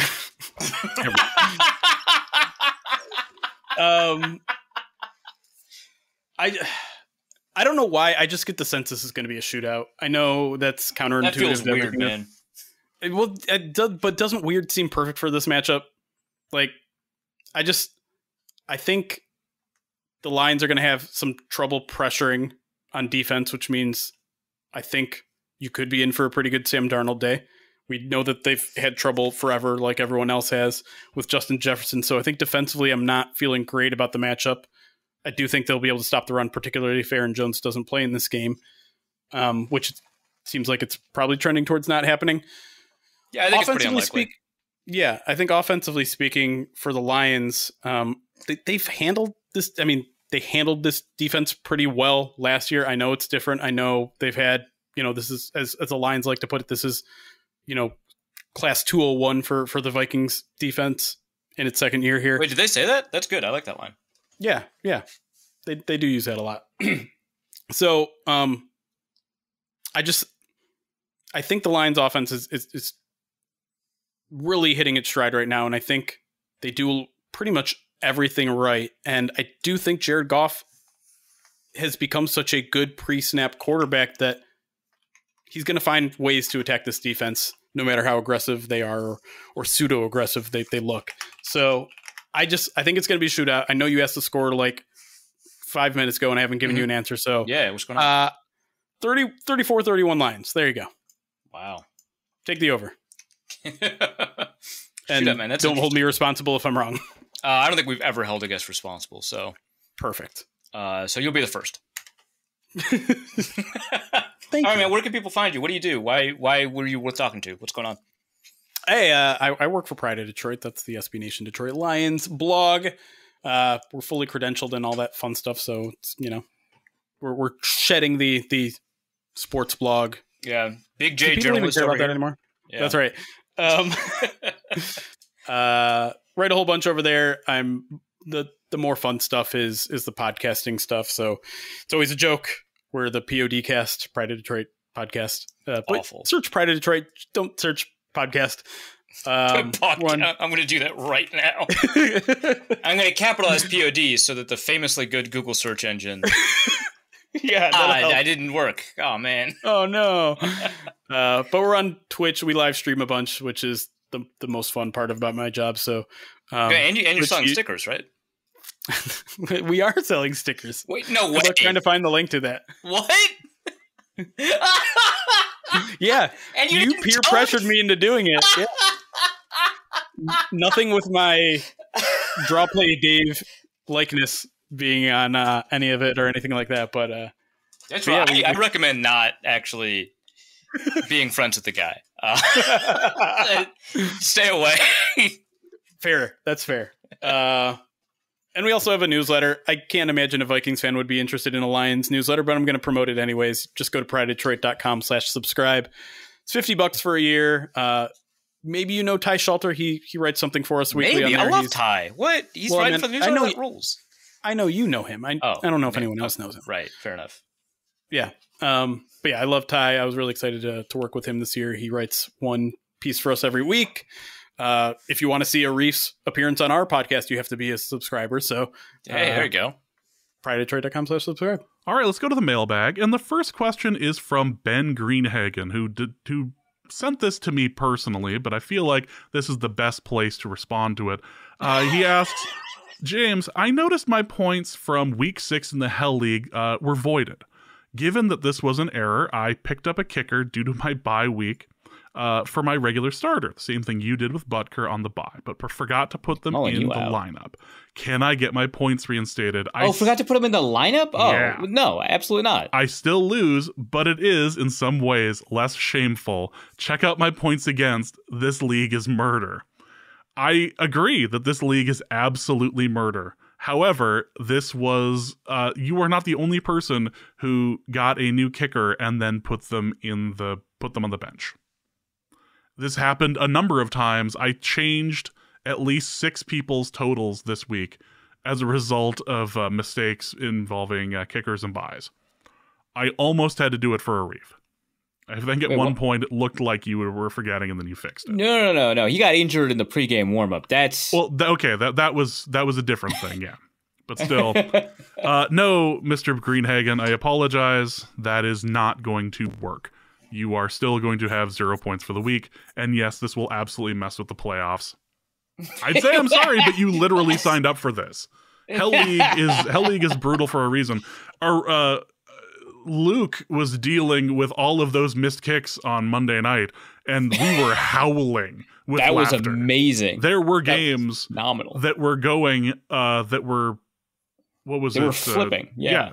They kept between there were teams that literally had both kickers that were playing, and they both kept missing, and it was just beautiful to watch. That I should have DVR'd that and just like watch it when I'm sad. Just like over and over and over. Yep, that's how James cheers himself up. He just watches doinks hit the posts in MetLife. It's great. They mic them up very well. Let's go to Jacket, who asks, how many times have teams traded for the same player twice? And if there are others, has it ever been done in consecutive years like the Vikings just did?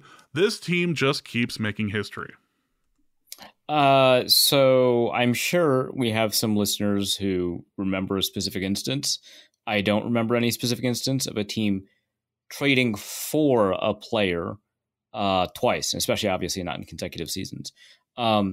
There are times, obviously, when teams have multiple times involved the same player in a trade. You know, the Vikings and Giants traded Fran Tarkenton back and forth. That was pretty cool. And then there's also instances where a player has returned to a team because of trade. That happens all the time. But Yannick Ngakoue is a funny one because the Vikings traded for him and then traded him back to his original drafting team. And that was within a couple of weeks, which is always interesting. It's about to happen to Hassan Reddick, so I guess that's not unique. But I can't recall an instance where a team trades for the same player multiple times. And I'm not counting times that they trade for the draft pick to trade for a player and then later trade for that player. That I think is different. I cannot think of that. The best part, of course, is that they not only traded for the same player twice, which seems to be historic based off of my cursory research, but they did it in consecutive years, which certainly it would be rarer if this were a thing that has occurred multiple times. And then also for the same trade compensation, which is insane. That's got to be the only time ever that's like they just swapped conditional sixths and sevenths again, which they didn't have to actually do last time because he got hurt. So, wow, that's pretty unique, I think. Yeah, we'll take that. Also, Raul asks, for Arif and James's relationship corner, how do you deal with a stage 5 clinger? I'm asking for my friend Cam Akers. Excellently worded question. Great reveal. I actually think Kevin O'Connell is the clinger in this situation, right? It's not like Cam Akers had a choice either time, right? It's just, if I want to have a job, here I am. But Kevin O'Connell not only has actively traded for Cam Akers twice, and I know Kwesi's the general manager, but we all know it's because of Kevin. He also made overtures to him while he was in another, Kevin O'Connell waxed poetic about Cam Akers while Cam Akers was on another team. He was in another relationship, right? And Kevin O'Connell was like, hey, remember what we had? That was pretty great. It's like, Cam Akers like, I'm with somebody, right? Like that, it's kind of awkward. Now, mind you, Kevin O'Connell was asked, and it was relevant because they were playing the Texans, but still, I think the clinger here is clearly Kevin O'Connell. Yeah, it's very possible. Jack Rackham asks, in the Kevin O'Connell era, with the exception of the screen game, it feels like the Vikings never use a quick passing game, slants, quickouts, etc. The Richard Seymour divorce adds, specifically, have they ever used it in the third quarter when the offense has been an unmitigated dog diarrhea the entirety of the Kevin O'Connell era? Is this accurate? And why do you think it is? Yeah, I guess the whole Kevin O'Connell era, the third quarter, but I didn't really think about it that way. Yeah, the third quarter is kind of brutal, huh? Okay, so the Vikings are like fourth to last in depth of target and passes, between 0 and 10 yards, which would be, your slants and stuff like that. Again, that excludes screens. And it was like 38%. It's still actually a relatively large portion of their passes, just because that's where most passes in the NFL are, especially over the last 2 years when there's been a bunch more too high. So, they do it. It very much seems like they do it much, much more often in the red zone. And you want to exclude those, right? Because it's like, well, you can't do anything but throw, especially in the low red zone, right? Can't do anything but throw, 5 to 10 yards. And I think we're all excluding that when we're talking about, these short, efficient passes. Because they have 5 touchdowns on those passes. So yeah, I think that they do it significantly less often than most other teams. And I think that maybe they should explore that. It's not really a timing based offense. And so you'd have to get people you'd have to get Sam Darnold to feel really comfortable throwing, off of his drop back, immediately off the drop back and throwing rhythm, to get to the slant. And it's not really how the offense is designed. So it would be nice, but you do have to work on it a little bit more because that kind of precision and timing is not something that they spend a lot of time on relative to other teams that do focus on these shorter passes. Let's go to Vignesh, who asks, who is the worst quarterback that Kevin O'Connell can realistically rehabilitate and make look like a starter, Darnold style? Jared Goff. No. Come on. Wow. No, completely unfair. That's interesting. I think the funny, there's a lot of funny answers. A funny answer would be Zach Wilson. Just keep on rehabilitating failed Jets quarterbacks. I like that. But I don't know that he could do that with Zach Wilson. That feels like a lot. So, so Sam Darnold's worse than Trevor Lawrence, so that can't be the answer. Trey Lance is a safety, so that's not the answer. Andy Dalton doesn't count, I don't think. Man, this is a tough. Bryce Young, that would be funny. I like that. That'd be crazy. Just have him do Josh Dobbs stuff all over the place and not get hurt because he's tiny. Yeah, it's that one. It's either that or Nathan Peterman. That is no. Yeah, I don't think you could do it. No. Nobody, not possible. Nobody could do that. That is not right. Rasta asks, have Arif and Luke made up yet? Oh yeah, I blocked Luke because he was talking about Pokemon on the timeline, which normally I'm fine with, but he was talking about it like a little nerd, which I don't, and in my mentions, so that was too much. So I blocked him. And then it turns out blocks don't really do as much, and then anymore. They don't work. Okay, so I blocked him. Found out that blocks don't work. I knew that this was like they were talking about blocks not working, and people were talking about like the implications for Section 230 or the implications for like the policies for the iTunes or Google Play Store and stuff like that. Like I know they've been talking about this for like a while, like I think for at least a month. I didn't think that they had implemented it yet.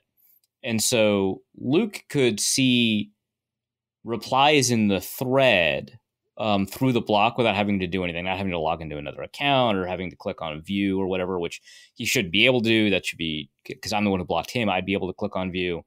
But when he goes to my page, he can't see anything. So you can't just see a tweet. It has to, I think, be in the reply chain, I guess. So I thought that policy, and I can just interact with his tweets, which I've never been able to, like when they implemented you can click view to see tweets, you couldn't still interact with those tweets. Like you couldn't reply to a tweet from somebody that you blocked. You couldn't like a tweet, and I could, which was weird. So I was like, oh, he implemented that policy. And then like 2 days later, all of the pop-ups appeared on everybody's like app that they were changing the block function. So they'd actually rolled it out before they'd announced it, or they were beginning to roll it out and it had some weird behavior. And then they announced it post hoc or something. I don't know. Very weird. Blocking isn't working. And suddenly, because of that, I got a bunch of new followers on Blue Sky, which I rarely use except to just publish my articles. So I don't know, maybe I'll use it more, but adarif.bsky.social. So yeah, check that out, I guess. Yeah. I don't know. Let's go to Haley, who asks, would you rather the Vikings lose to the Rams if we beat the Lions in a close physical game? Also, I'm taking my dad to the game this weekend for his birthday. Do you have any recommendations for what's around US Bank? There's not a lot around US Bank on game day that you're going to want to stick around to. You're going to want to go to the game. Yeah, and like specifically near US Bank, like absolutely not. But you can go like downtown, which I mean it's close enough to US Bank, and there's like a bunch of places there that are nice. I think like relatively casual but nice. Like the newsroom is kind of fun. They got a bunch of TVs in there too. So love the newsroom. Good food too. It's really good food, and it doesn't break the bank. Just fun and casual. Then there's like, if you want to like something expensive that's really nice, Spoon and Stable is fantastic. If you want something that's like kind of Minnesota kitschy, there's Hell's Kitchen, not related to the Gordon Ramsay brand, which I like. It's not really my top place, but a lot of people do like it, so I'll recommend it. If you want a place that has giant screens, it's usually packed on game day, the Poorhouse. I don't know. There's like the Butcher and the Boar, I think, is still open, and that's downtown-ish, right? It's like on a Hennepin, right? So I really like that place a lot. If you can get a place at Awamni, that's technically not downtown, but it's within walking distance of downtown. That place rules. It's hard to get into. But these are not necessarily all game day things, except for maybe Hell's Kitchen, the newsroom. I've done brunch at the Keys at the Fauché before game day. That's a wonderful experience, but it's not really like a game day atmosphere, but a lot of people do it anyway. So if you can get in and do that, I really like that. I would argue that the Keys at the Fauché Tower are an instance of a place that is both overrated and good, right? Like people speak way too highly of it, and it's like mostly like quite good, but it's not like game-changing good. It's just like very good. So that's something to keep in mind, I guess. But yeah, those are places around downtown. Not a ton of them are like super game day specific, except for places like the Newsroom. A lot of people like Brits Pub.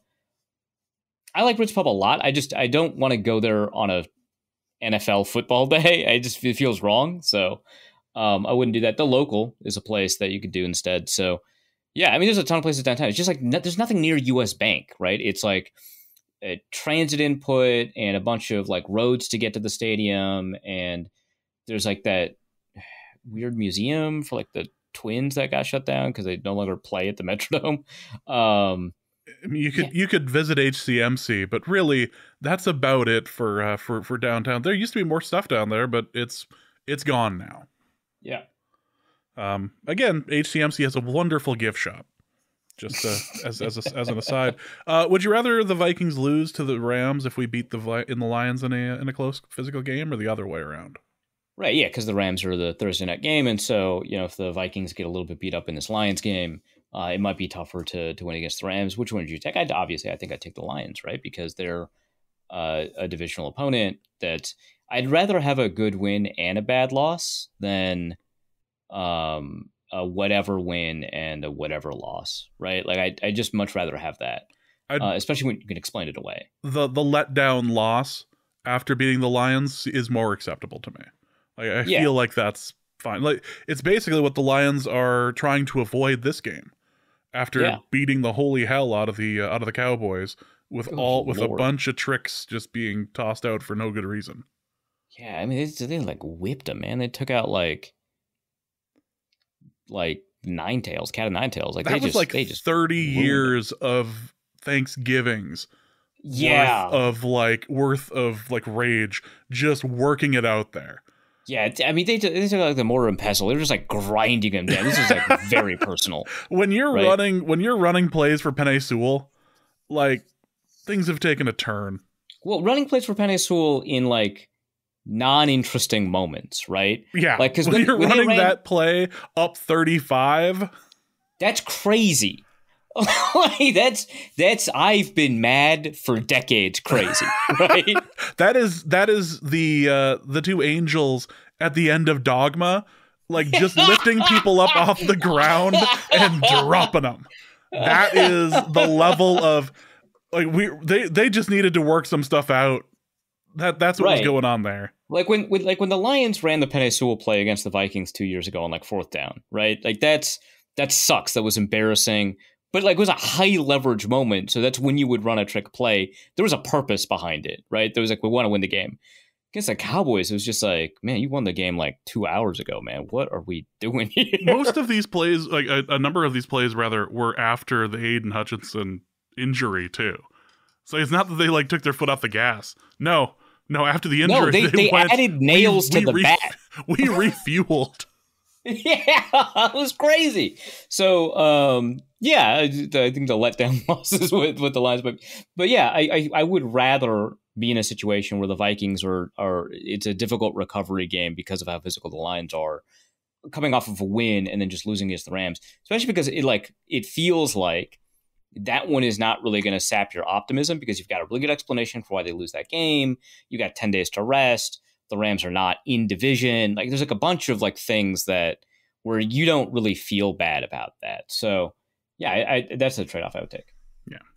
Next question is from Eric the Red, who asks, if you were the Detroit Lions, would you change anything schematically from last year on the defensive side of the ball to try to slow down Jefferson?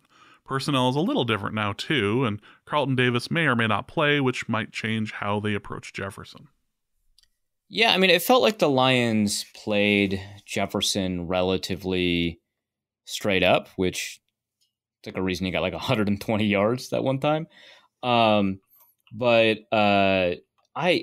this one's tough because they just lost, or they're probably losing Carlton Davis. He was not practicing today in the injury report. We'll see on Friday.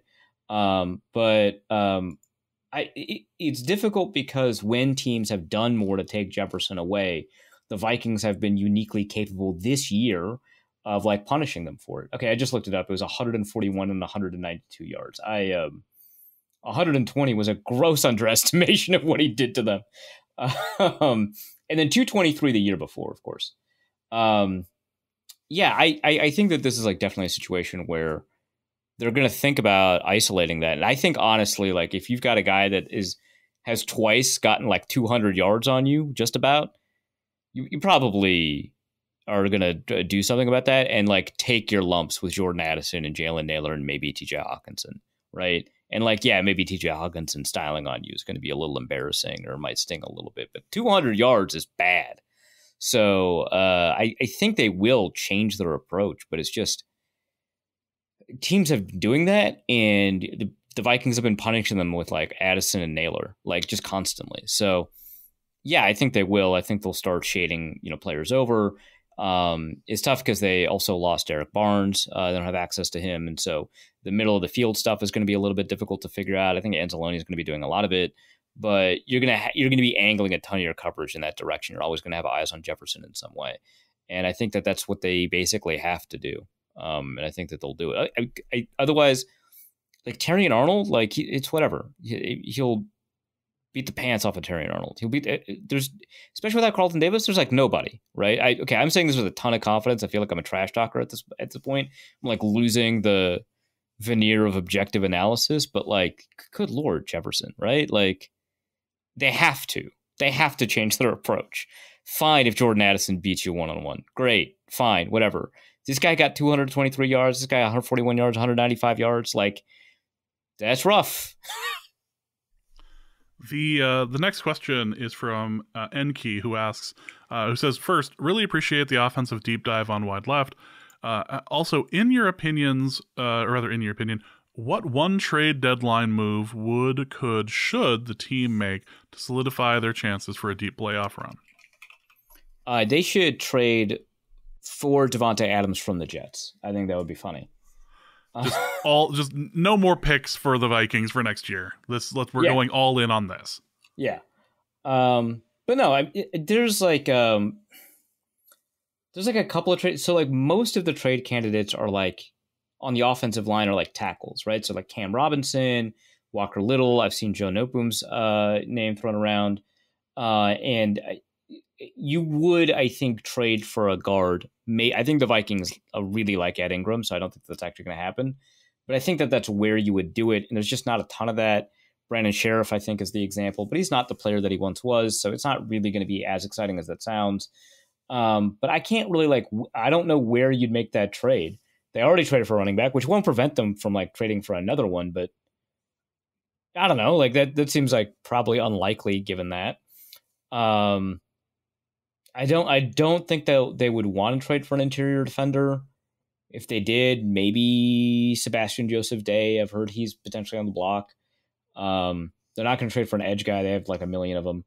They're not going to trade for a linebacker. They're not going to trade for a cornerback. Definitely not going to trade for a safety. So I don't know where you would look. You could always trade for Adam Thielen. That'd be kind of fun. Have him hang out, chill. Just get drinks for people. Yeah, exactly. Yeah, he knows where everything is. Right? Perfect. That's important. I maybe Mike Williams. I don't know. It just feels like there's not like a ton of ways to improve the Vikings here. Let's go to Brian Jellerson, who asks, which is a better let them go, if it's meant to be they'll come back bromance? Rodgers and Adams or KOC and Akers? Okay, I hate to give Rodgers credit, but it's got to be Rodgers and Adams, right? Like the way that bromance works, it feels very much like how a movie's played out. Like they're together, everything's great, something comes between them. It's not really their fault. It's just business. He gets traded, to the Raiders, and he feels like he's got the ability to rediscover an old flame. Derek Carr, his teammate at Fresno State, right? And it's just not working. Life on the other side is just miserable. And Rodgers is realizing the same thing. This is just a movie script, right? Except Rodgers is a conspiracy theory, vaccine denying, 9/11 denying, aliens guy. That usually doesn't appear in rom-coms, if I'm being 100% honest. Usually that's not the protagonist. That's usually the guy that appears in the Lifetime movie movie network movie. Yeah, it's like the foil, right? Yeah, that's the guy you're trying to escape from. Right. And And they're both realizing their situations apart from each other are more miserable than they could have imagined, despite both of them trying to organize a way to get out of their original situation where they just happened to be together and thriving and loved each other. And I just feel like that's it. I think with the KOC one, like that one's a depressing romance because KOC fell in love with Aaron Jones and it just didn't work for 2 to 3 weeks. they're getting back together. Like that's not. And so Cam Akers is showing up again. That's like, oh, the movie's about a rebound? I don't know, man. That's kind of sad. The Rodgers Adams bromance is way better. It's just not meant to be, guys. There's a reason why they're your ex. Let's go to Chris. Who asks, does Hawkinson skip this game? Because after finally working himself back to health, he would be facing a team low-key renowned for causing leg injuries. Okay, I did make my thoughts on Kirby Joseph clear in the interview, and that I don't think he's actually a dirty player, and it just happened to be 2 consecutive games where he happened to injure knees. It just happens, right? Not to everybody, clearly, but it happens. And Hawkinson's forgiven him, and that actually does seem genuine. It's not like, players have to do stuff like publicly for, public relations stuff. It doesn't seem like that. No, I think Hawkinson would absolutely love to play the Lions. I don't think that's a concern at all. I think he's going to play. This isn't like a Bernard Pollard situation where it just happens to be that he's at the forefront. Okay, if Kirby Joseph injures Hawkinson again, Bernard Pollard, Tom Brady's okay. Okay, I'll reopen that discussion. Yeah, if it happens if it happens one more time, then yeah, we'll discuss the dirtiness in a different light. Arif Mettenberger asks, for Arif's contrarian quarterback takes corner, how sustainable is Jordan Love's jump ball offense? Also, what's the funniest thing that could happen in a Jets Monday Night Football game where Rodgers has to go on McAfee the next day and explain the situation? First of all, Mettenberger, like, why even, like, is that like your actual last name and then you just put Arif in front of it? Or is this like a reference to the former Georgia LSU Titans quarterback, Zach Mettenberger? Like, what's going on? That's so confusing to me. So that's first thing. Second thing, I don't think it's that, my thoughts on Jordan Love. I don't think it's that sustainable. You take a look at, and jump balls and contested catches aren't really the same thing. You can have a jump ball that is not really contested, but is outside the radius of the cornerback. So it's not a perfect proxy, but you can take a look at contested catch target percentage, how many of your targets are contested catches. And I don't have, doing the quick research right before the show, PFF doesn't allow you to break contested targets in their normal package by quarterback. You can do it by team. I'm sure if I was using Fantasy Points or some other service, maybe I could find it by quarterback, but I was just doing quick research before the show. And Green Bay, which does include Malik Willis, Green Bay is 5th overall in contested target percentage. That is the percentage of total targets that were contested. This excludes stuff like spikes, throwaways, etc. So that's 20% of your targets are contested. That's kind of crazy. Sam Darnold is at 12.5%. Like, it's a totally different ballgame. Now, it is slightly above the NFL average. So the contested catch win rate on average is about 42%. And Green Bay is winning them at about 52%.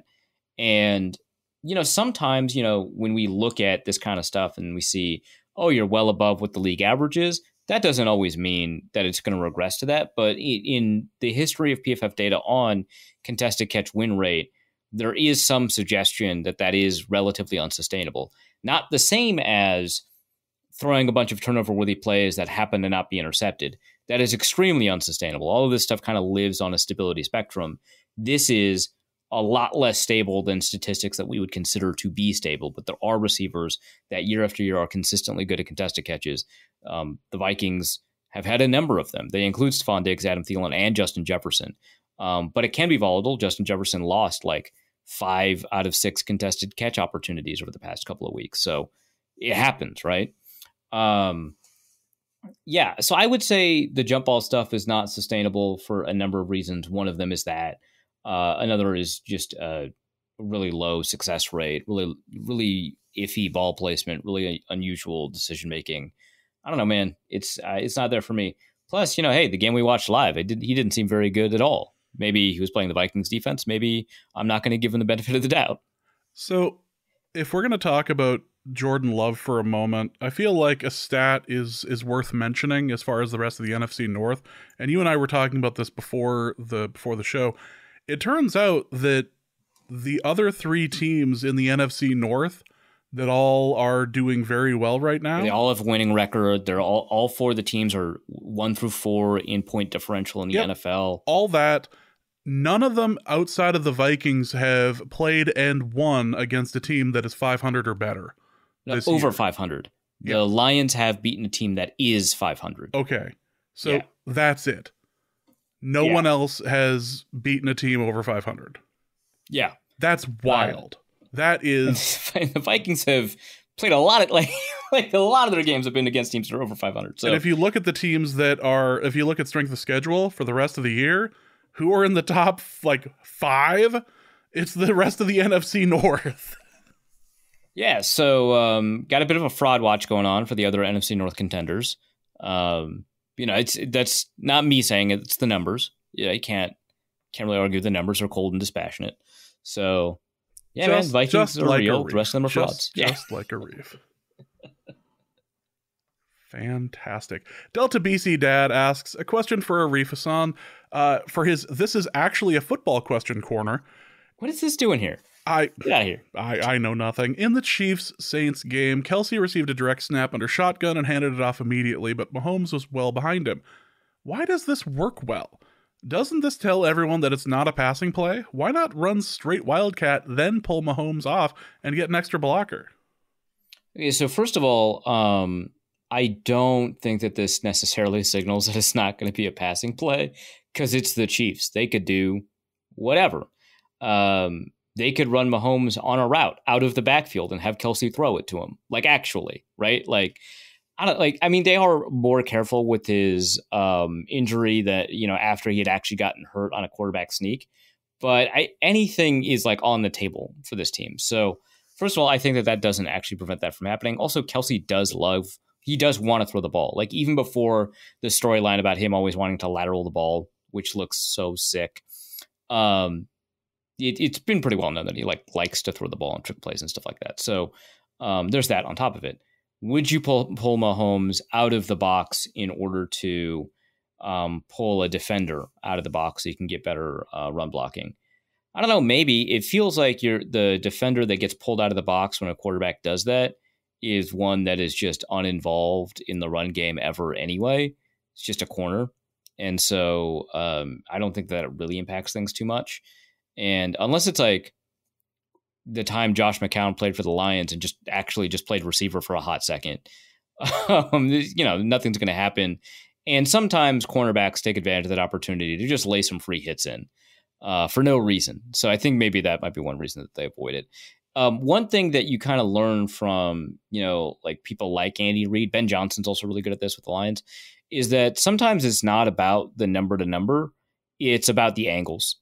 And you can create really good angles with running threats at taking the snap. So I think those are all the reasons that all of these kind of play a role. Let's go to Kyle Slaby, who asks, for Arif's astrological corner, I think now we're going off topic officially. Oh, are we? I feel like, last one was an actual football question, so... For Arif's astrological corner, tonight's supermoon in Aries is expected to create greater anxiety, cause breakthroughs, and drive action. It's going to be easy to start tasks off with a burst of energy, but be difficult to stay grounded. The greatest risk for mistakes are now. This sounds like much of the first 5 weeks of the season.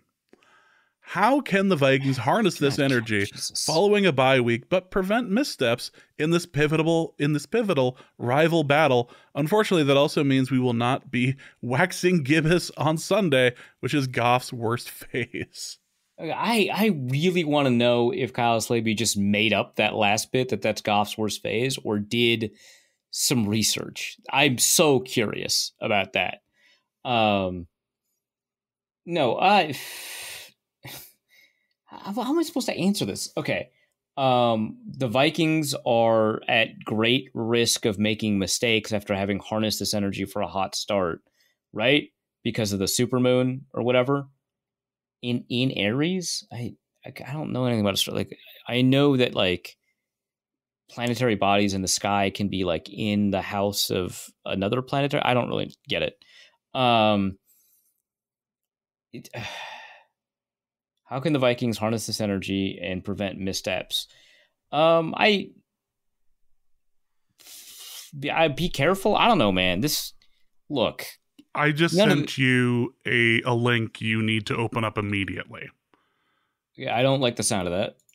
And it's about the final part of the question that was asked.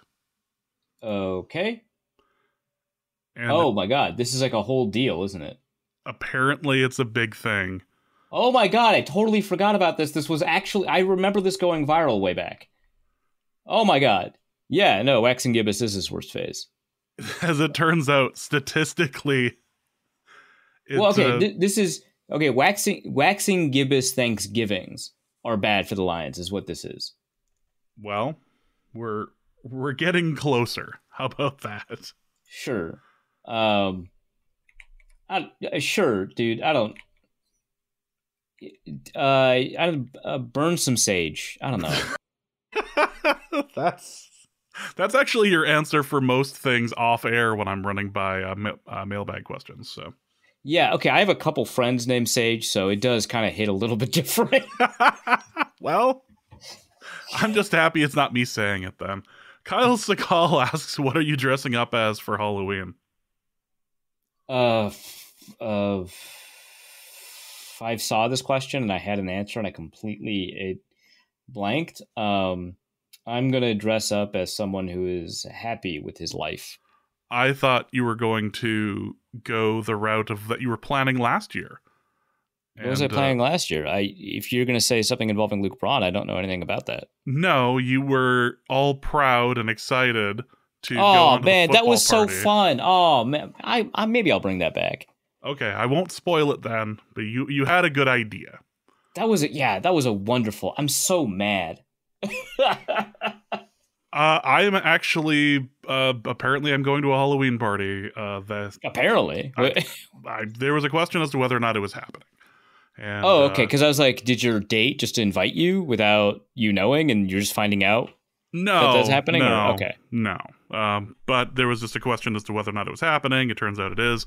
So I am going to be dressed up as Fezzik from The Princess Bride. Yes. Oh my gosh. I will be Andre the Giant for the evening. I will just be sitting and rhyming the whole time. It'll be great. Room Bolsharif asks, who was the hotter aunt on Sabrina the Teenage Witch, Zelda or Hilda? This podcast stands Hilda. Okay, well, no, hold on. Oh? No, it's just, okay, 1996 Sabrina, Hilda. 2018 Sabrina, Zelda. That's the only caveat I'm adding here. I refuse to... No, I refuse to accept the 2018 Sabrina was a thing. I only believe in... I only read the Old Testament as far as Sabrina the Teenage Witch is concerned. Nope. It's Caroline Ray or Get Out. I'm sorry. No, I mean, I very much appreciate the Caroline Ray or Get Out approach here. That makes sense. I'm just saying there's, got to consider a couple of things. No, I don't. No, I don't. Wrong. No, that's not how any of this works. Not on this podcast. Let's skip this next question and go to... No. So, I may have done something to annoy Arif.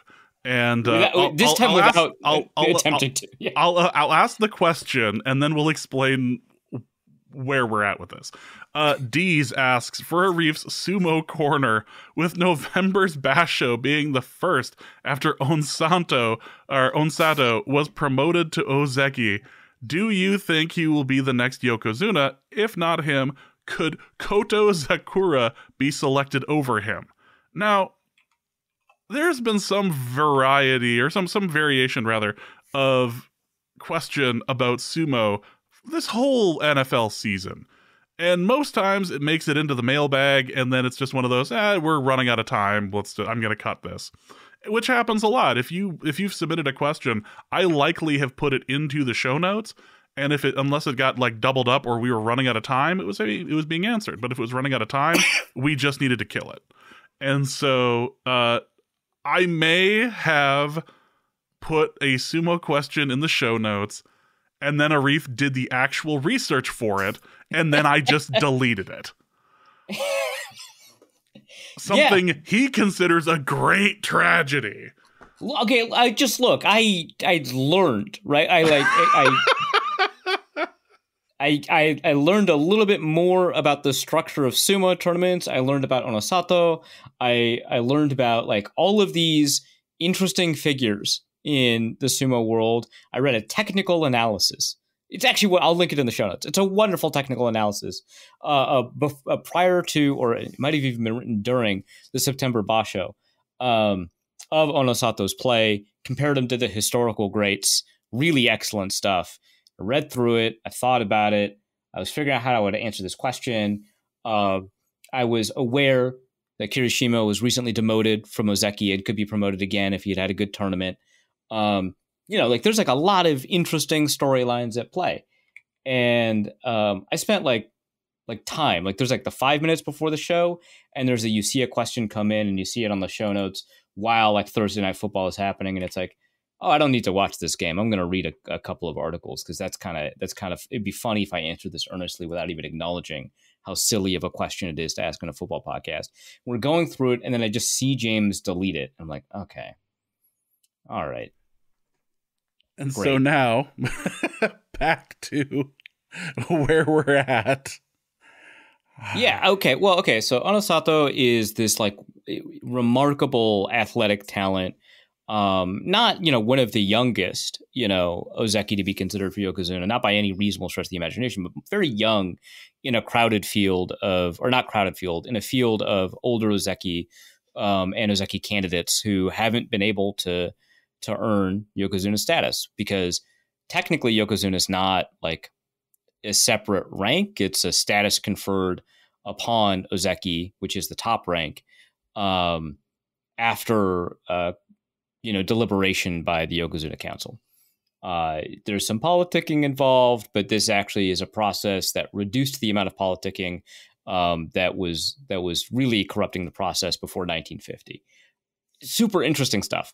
So Onosato rose up the amateur ranks really quickly, and it only spent like a year basically doing professional sumo before he'd like gotten to this point. He is the prototypical size and weight that you would expect of a really, really high level sumo wrestler, a rikishi, and his contact balance is out of control.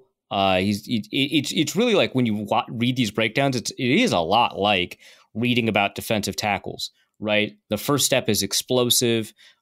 He's got incredible psychological stability.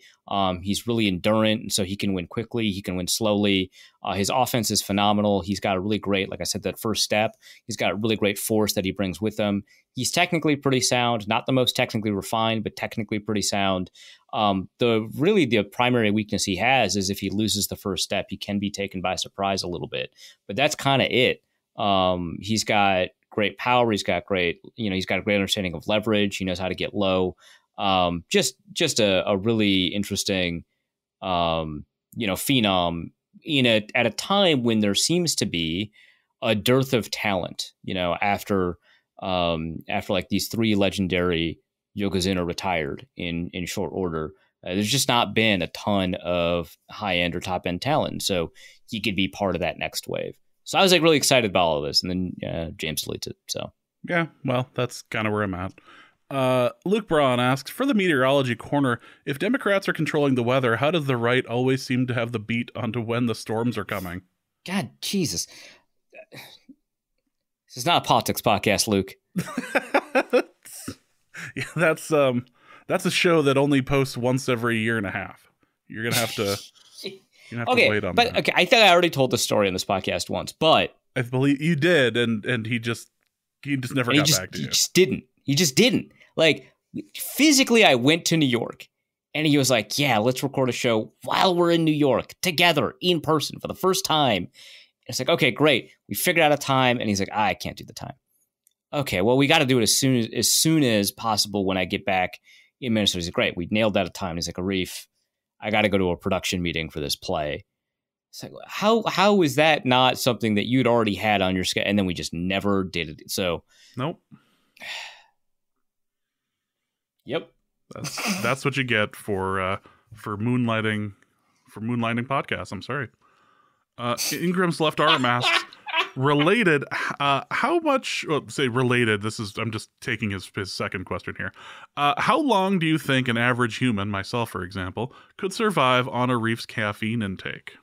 So before the show, so I hadn't seen this question yet. So before the show, I was telling James like, oh man, this is like kind of a crazy day. I had 1,300 milligrams of caffeine. Just nuts, way more, because I've been doing a lot better over the past 2 years. I've been reducing my caffeine intake. Now, for me, that is a substantially different volume than it is for most people.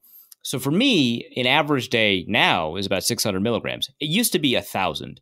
Now, here's the problem. If you look up toxicity for caffeine for the average American male, which we all know I'm much taller and heavier than,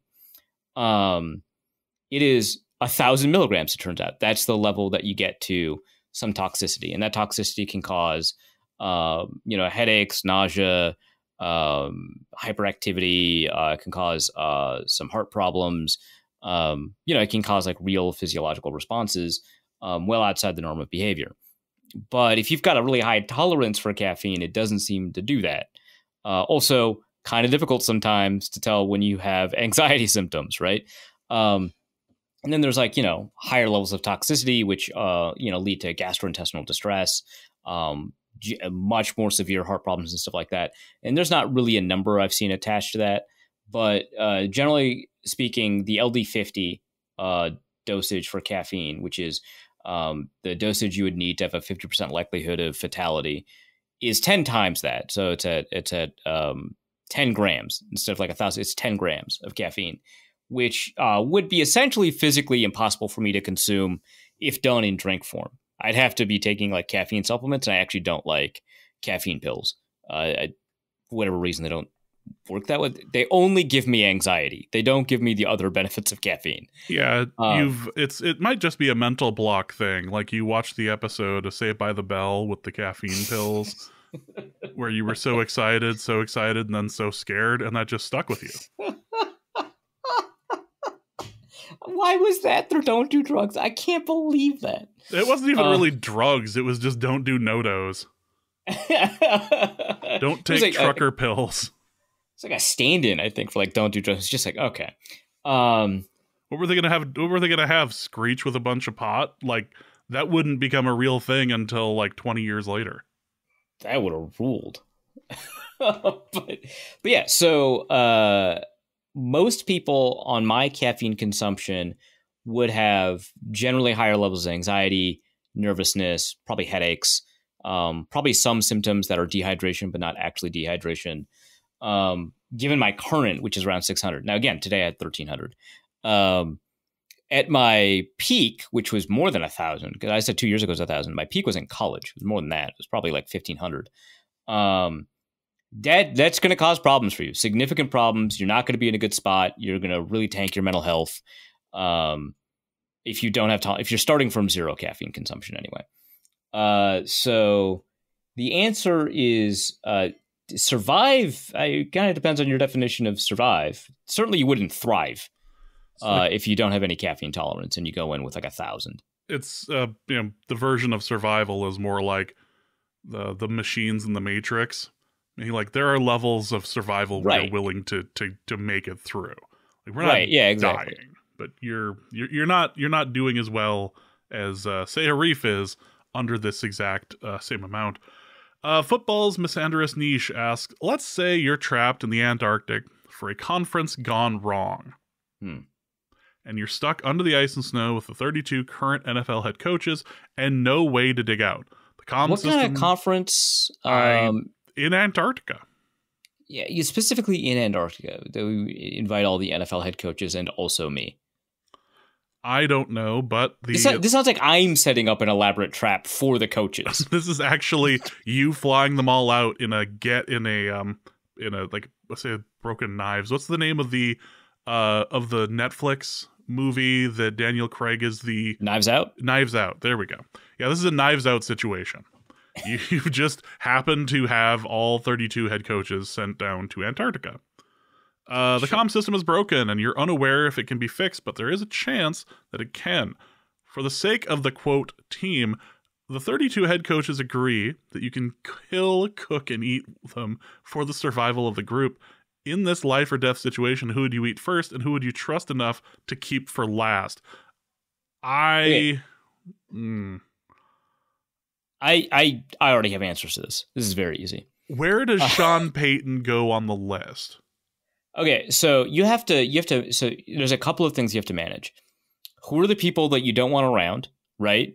For a variety of team building reasons. Mm-hmm. Who are the people that would provide you with, a high level of appropriate sustenance, which primarily you're looking for energy at that point. It's not really about the other micronutrients. Sean Payton, obviously, near the top-ish of the list, but he's not going to provide you a lot of nutrients. It's just that way. I know a lot of people would probably pick Andy Reid here, and they're wrong for a couple of reasons. One, you're going to want somebody who knows how to cook. Come on. This guy's sharing recipes at the drop of a hat. This guy loves to cook. Two, I think leadership is important, and Andy Reid has a lot of it. And I think, kind of despite, all of the other potential benefits of killing, cooking, and eating Andy Reid, I think that that's not worth it because leadership is maybe your most important and valuable resource here. Three, we can just get rid of Mike McCarthy. Come on. That's simple. So I think Mike McCarthy goes first. Sean Payton's near the top of the list, but I think Mike McCarthy goes first. And the guy who's last, I think, is the guy that you want, who's got an excellent problem solver, really good read of people, phenomenal leader. I'm going Mike Tomlin on this one. I thought you were going to go with Sean McDermott there and just take it for and the plane takes a very quick turn. No, because the plane has to bring you home. That's not the analogy that he would be using. No. Yeah, that's the reason he's not at the top of the list. Like, he's not. Look. Okay, the thing is, you do need someone who values teamwork. So Sean McDermott's not going first, second, or third, right? Like, it's Mike McCarthy. Sean Payton is somewhere in the top three, right? But McDermott is not making it to number 16, I think. Like, we're going to need someone who knows the value of teamwork, who's willing to take one for the team, and is very kind of enthusiastic about that prospect for whatever reason. McCarthy is also a bit pampered. He was missing meetings and was late for all sorts of things due to massages back in Green Bay. Massages? Like, okay, think about this. A lot of high-grade, well-reputed Japanese beef, a lot of those cows get massages. I'm just saying. That's where we're at tonight, folks. Okay, next question. Damien Bolsharif asks, for the stealing Charles's ideas for Content Corner, if James and Arif were to watch and review any movie every week for an entire year, what movie would it be, and how many weeks do you think you could make it through? So, Charles on the Discord had mentioned that some friends of his had a fundraising thing, and if they reached it, one of the stretch goals for it was that they were going to review one movie every week for a year, and the movie they chose, or that was chosen for them, was B-movie, which is amazing. Okay, so I'm just saying, when you say the phrase review any movie every week for an entire year, I think the natural inclination that people have to interpret that sentence is you get to pick one movie every week, and that would lead you to 52 movies that you get to watch over the course of a year, which sounds like fun. And then it was like, which movie would it be? It's like, oh, it's the one movie that you just reviewed again and again and again. Anyway, the answer is obviously Beekeeper. I don't know. I think I could do that one for a long time, just because of it's a shorter movie, and it's funny where it's supposed to be, and it's funny when it's not supposed to be, and you'd pick out a number of things after a while.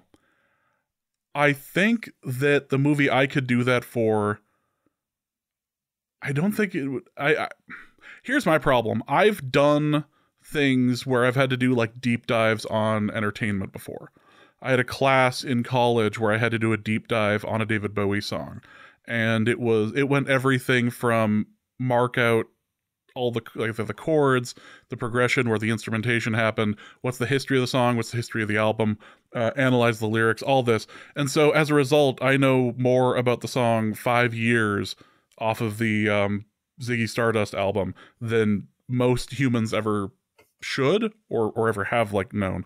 And so like I've done that and I can still listen to it, but it like it's changed how I look, how I like experience the song. I would imagine. Yeah.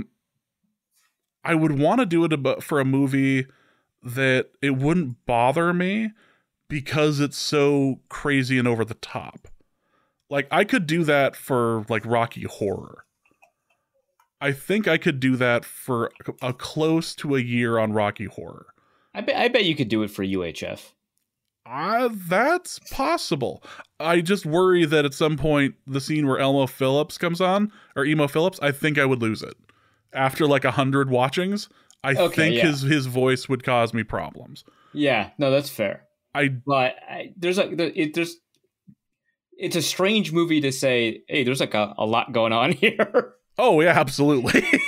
Yeah. Like, we're going deep. We're doing a deep dive this week on Spatula City. That's where we're at for that. Let's go to Aaron from South Dakota, who asks, of these four, which idea is the worst? The Herschel Walker trade, the Deshaun Watson trade / signing, Crystal Pepsi, or a sushi glory hole? Now hear us out. Hear us out. Don't leave. Okay, first of all, the sushi glory hole is, practically speaking, like a bad idea. But the Deshaun Watson trade is not just an awful idea, it is an immoral one, and I don't know that the other ones are immoral.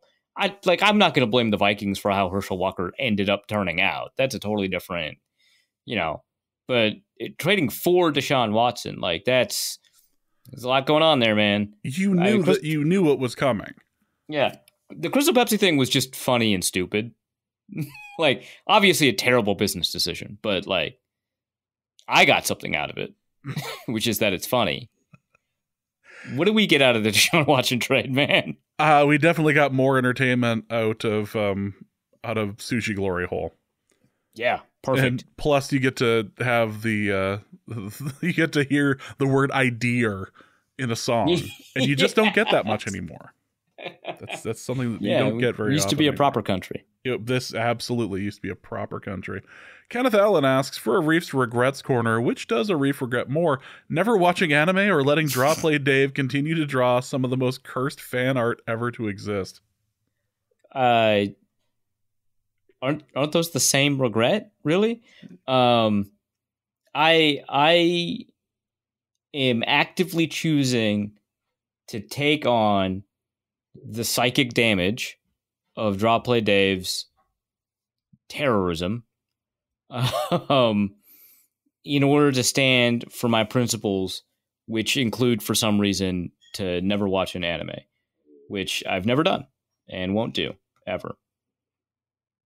Okay, I've got people like in my mentions who are just like, hey, you just do it, man. Like this one, like this Cowboy Bebop one, it's like barely an anime. And it's like, they just like, it's so weird to see people earnestly arguing this instead of like understanding like the bit. And I don't want to correct them because it kind of collapses the bit a little bit. No, you're in this one.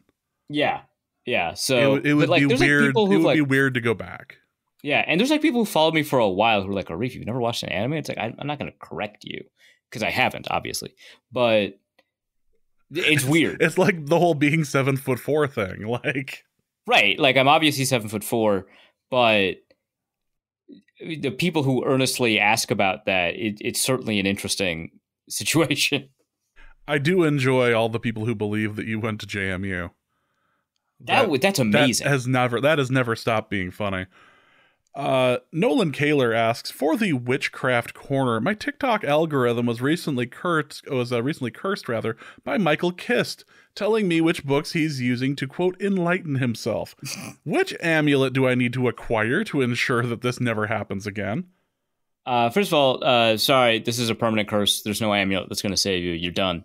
Second, I have watched Michael Kist blow up on TikTok, and it's been strange. So I'm in a group chat with him and a couple of other people where all we do is get mad at each other's successes. It's like the whole chat. And Michael Kist has been absolutely fueling us right now. Insane success. He recently acquired a sponsorship for his TikTok. It was really an excellent sponsorship. And he announced it by just saying, F you, Arif. This is just how he barreled into the chat to say that. I mean, I do that in our chat, but usually it doesn't involve finances. Right. It was just oh my gosh, I can't believe you secured that. Yeah. So it all started because I think he was getting frustrated at just pop history books in general, which is fair. They suck. I've gotten I've seen a book get, a lot of praise, and I get it. And then it's the wrong process. I get it. And then I ask people who I know have, experience in the subject, who have a lot of history researching the subject. And they're like, oh no, that sucks. It's actually really bad. I think the Sapiens book is a good example of that, where it was super popular. Everyone really likes it. It's supposed to be really well written and, explains the history of humanity really well. And then I was like, okay, I bought this, but actually I should just talk to I know a couple of people who study this for a living. I'll just talk to them. And I asked them about the book, and they're like, oh, it's a scourge upon our scholarship. I can't believe that this got, and it's Jesus. So he's gotten really frustrated with some of the more popular history, pop history books out there. So he just makes a TikTok that's just angry about it, but he does something interesting at the end. He does something productive, which is unusual for Michael Kist, the least productive man alive. And he recommends alternate books in the same subject area that he really liked that do a really good job of handling the same subject matter. And that just blew up. And so he's gotten huge on Book Talk. He's got 135,000 followers. He's got almost 2 million likes on his videos. Like I said, he's securing sponsorships and stuff like that. And a lot of it is in this history thing. And the thing is, a history book influencer blowing up is such and I hate to give him credit because he is an evil human with a bad soul. He's just emerged nefarious. That's just who he is to his core. But Book Talk sucks. It's awful.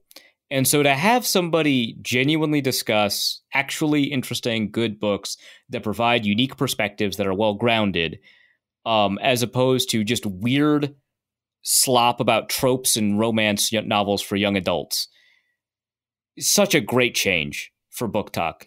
For anybody who's familiar with Book Talk, you know exactly what I'm talking about. It's garbage. And it's so difficult for people who are not interested in young adult romance to get anything done in Book Talk. It's so bad, and they like the worst books. I've read the books that they like. They are awful. And to Michael Kist's credit, whoever is doing the puppet master work behind his stuff has chosen some pretty good books. So that sucks, but that's where we are now. This is just not an okay world. Also, is there an enemy alliance in the offing with Ben Solak calling Seahawks Twitter, quote, twisted on the Mina Kimes show? So I assume that this is suggesting that I ally with Ben Solak because he also hates Seahawks Twitter like I do as a non-member. No, that's not going to happen. The thing is, when bad people like stuff that you also like, that doesn't mean anything. Hitler was a great fan of dogs. It's just, these things happen, okay? I'm not saying Benjamin Solak is Hitler. I am saying they have suspiciously similar haircuts, right? Do they have the same opinion on dogs? They do both love dogs. Solak loves dogs. Huge fan of dogs. All I'm saying is that when bad people have good opinions, that doesn't implicate the good opinion. It'll just happen sometimes. monkeys typing on a typewriter, broken clocks, You can't blind just squirrels. you can't just make a Suicide Squad. Like, it doesn't work like that. Right. You need. I was going to go a little further with this. I'm choosing not to because I don't want to give you ideas as to what you can do with Solak. So instead, we'll move on to Eldon, who asks, for Arif's Show Bits Corner, if Case Cookus was to voice himself in an anime where Case and the DS9 crew use the power of Ben DiNucci to fight Carson Wentz and Trey Lance in order to defeat Luke Braun and be racism. Okay, it's just Mad Libs with the bits now. Okay. Would he break down and finally watch anime, or is the anime bit more important than Case Cookus? 1, Case Cookus. 2, nothing's more important than Case Cookus. Facts. Finally, this week, Logan Bolsharif asks, question for Arif's Stage Corner. If you were on stage and abruptly decided to end your speech and request some music to dance to for 30 to 40 minutes, what would be your playlist? And how many songs from Eve 6 would it include? At least 3. No, it'd be my Sad Boy 90s playlist, which I constantly reference and am never sharing. So there you go. I really do need to see this. Okay, well, you'll probably see it, but I'm not putting it in like the Discord or anything like that. No, I gave you a 90s playlist. I feel like you can share. It's killer. Yeah, I imported it and I just turned it in. So I had like a 90s playlist. I imported that into my already existing 90s playlist. Yours was obviously like 7 times bigger than mine. I deleted the duplicates and I just made it my variety 90s playlist. It's fantastic. But yeah, my Sad Boy 90s playlist. I have the Sad Boy 90s playlist, and then I have the Saddest Boys 90s playlist. And I feel like if I'm cutting a speech short, I don't want to be that sad. So I'm not going to the Saddest Boys. I'm probably just going Sad Boys. You're not listening to I Miss You by Blink-182 3 times in a row. It's only going to be twice. Right, and then Adam's song. And then Overboard, just to like kick it up a notch. Yeah, exactly. It's amazing what you can find when you're kind of going through that sort of situation. Mm-hmm. Yeah, it's amazing what songs just kind of pop up at times when you would rather not deal with that sort of thing. For me, I feel like I would I'd first start off with Rah Rah Rasputin. I feel like that would be a fun romp for everyone in attendance. Especially if I'm running for office. I feel like that's a good place to go. Have a German band, an East German band or West German band, I forget which,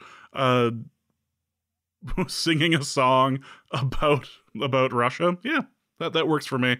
I think I would go there, and then I would hit Country Roads because people seem to like to sing that. Mm-hmm.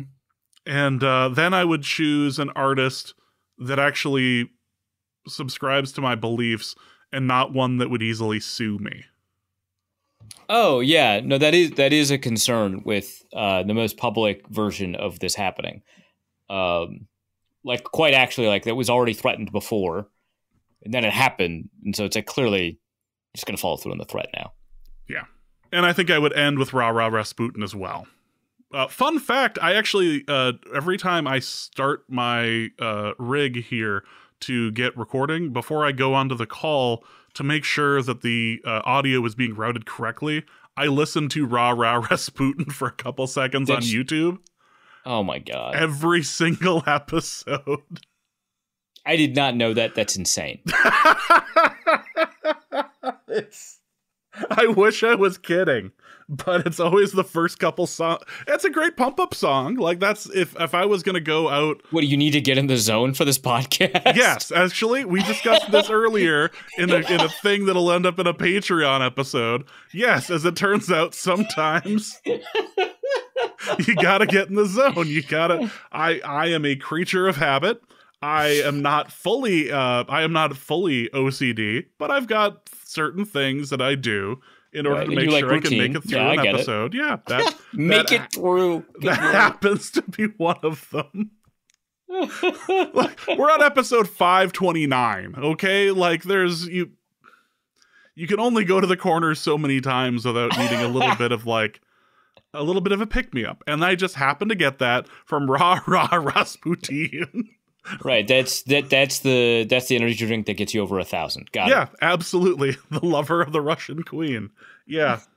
It's one of the greatest live performances that's clearly being lip synced that you will ever see. It is remarkable. Yeah, there's like a weird backstory to the whole deal with that. Yeah. Yeah, it is. Totally forgot about that. Yeah.